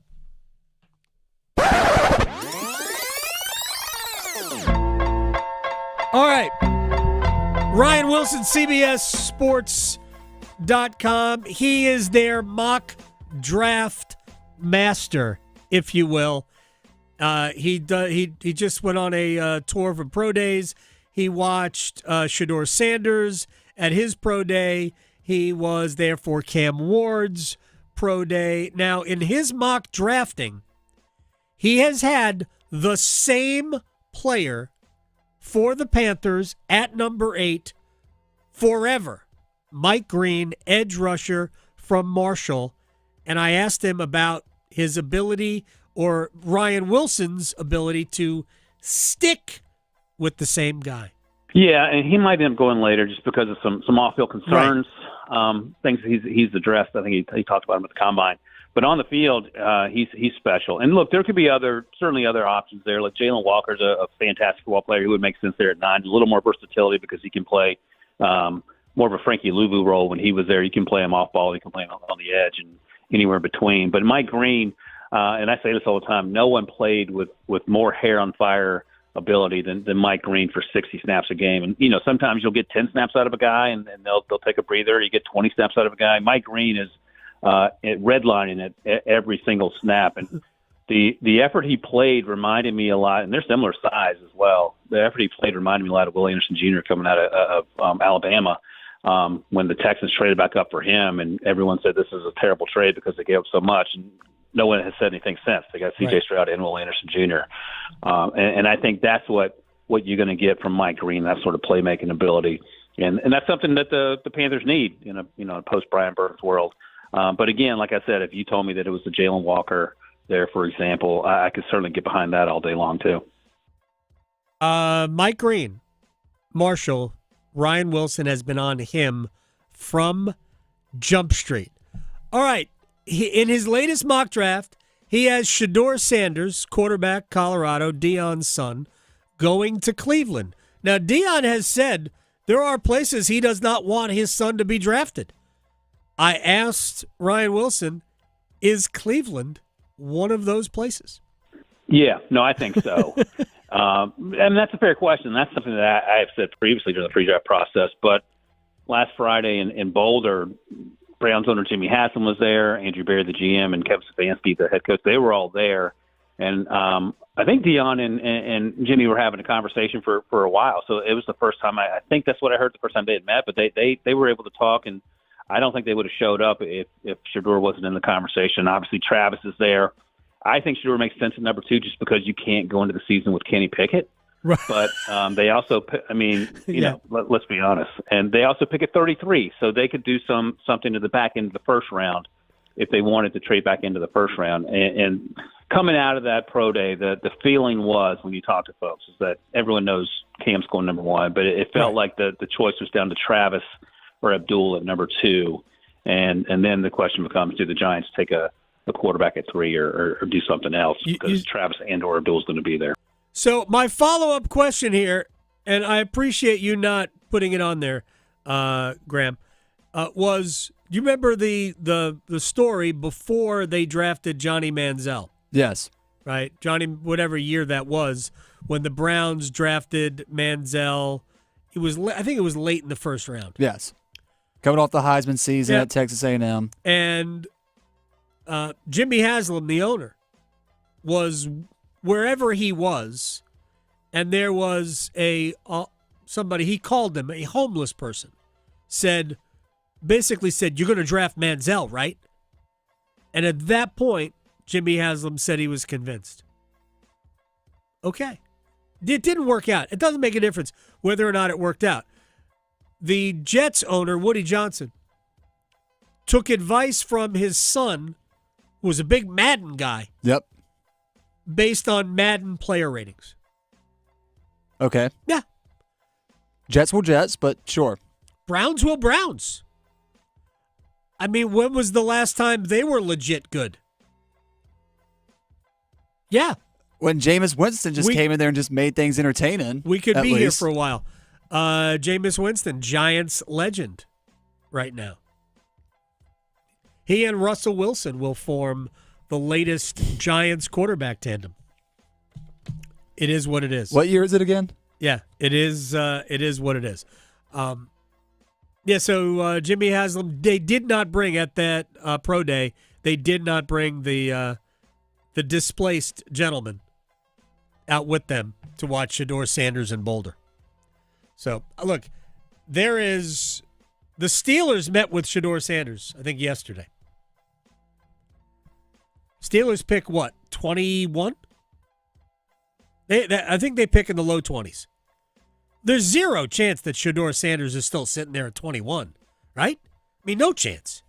I'm not even saying that Shedeur Sanders is great. This is not what it's about. We know what the NFL does. The NFL overrates quarterbacks every day. Like they're talking about Jackson Dart being a first-round pick. Heck, the guy who was the guy at Syracuse last year. They're talking about him possibly being a first or a second-round pick. Look, I don't know. But this is what the NFL does. Shedeur Sanders, who could have been the first pick had the draft been held 2 months ago. Right now, they're talking about, will the Saints draft him at 9? I'm like, are the Saints going to have a chance to get him at 9? We'll see what the Browns do. Clearly, they need a quarterback. Kenny Pickett right now is the only quarterback they have on the roster. That's probably not a really good place for them to be, with Kenny Pickett as your quarterback. All right, let me get to, in our last couple of minutes, let me get to the Carolina Hurricanes. Canes will be in Washington tonight. Real quick about the game, Spencer Carberry, the head coach of the Capitals, was asked pregame, did he anticipate this being a testy, we'll call it testy, game between the Hurricanes and Capitals, and he said that he didn't think that there would be any carryover from Wednesday to tonight, last Wednesday to tonight. If you're unaware, last Wednesday, there were 142 penalty minutes doled out. There were 2 fighting majors each way. There were 4 10-minute misconducts each way. And it became a really, really testy situation. Tom Wilson was screaming at Sebastian Aho, I promise you, you'll pay for this, I promise you. As he left the ice? Yeah, well, no, this was before. Tom Wilson was on the bench when he was saying this. Wilson got into a fight with Logan Stankoven because who would you go after Aho made you mad, but literally the smallest person on the ice? Yeah, Coach Rod said it was the biggest mismatch he's ever seen in the NHL. Ever. Wilson is 6'4". Stankoven is listed at 5'6". Sure he is. And Stankoven's a really good player. He just happens to be tiny. So that says everything about Tom Wilson at this point.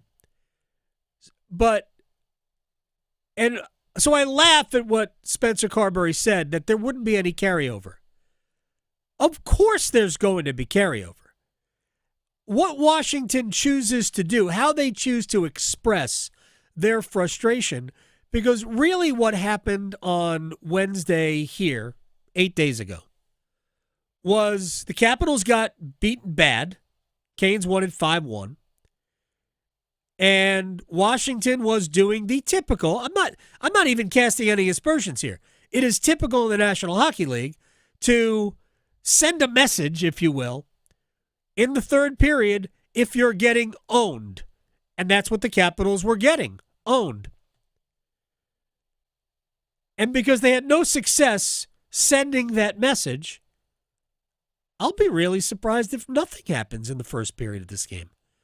I assume that there will be. I think if you're the Hurricanes, you got to prepare for it. Anyway, Graham and Max, thank you very much. Go Rory. We'll see everybody tomorrow on the Adam Gold Show. Chapel Hill to Charlotte, Greenville to Greensboro. Your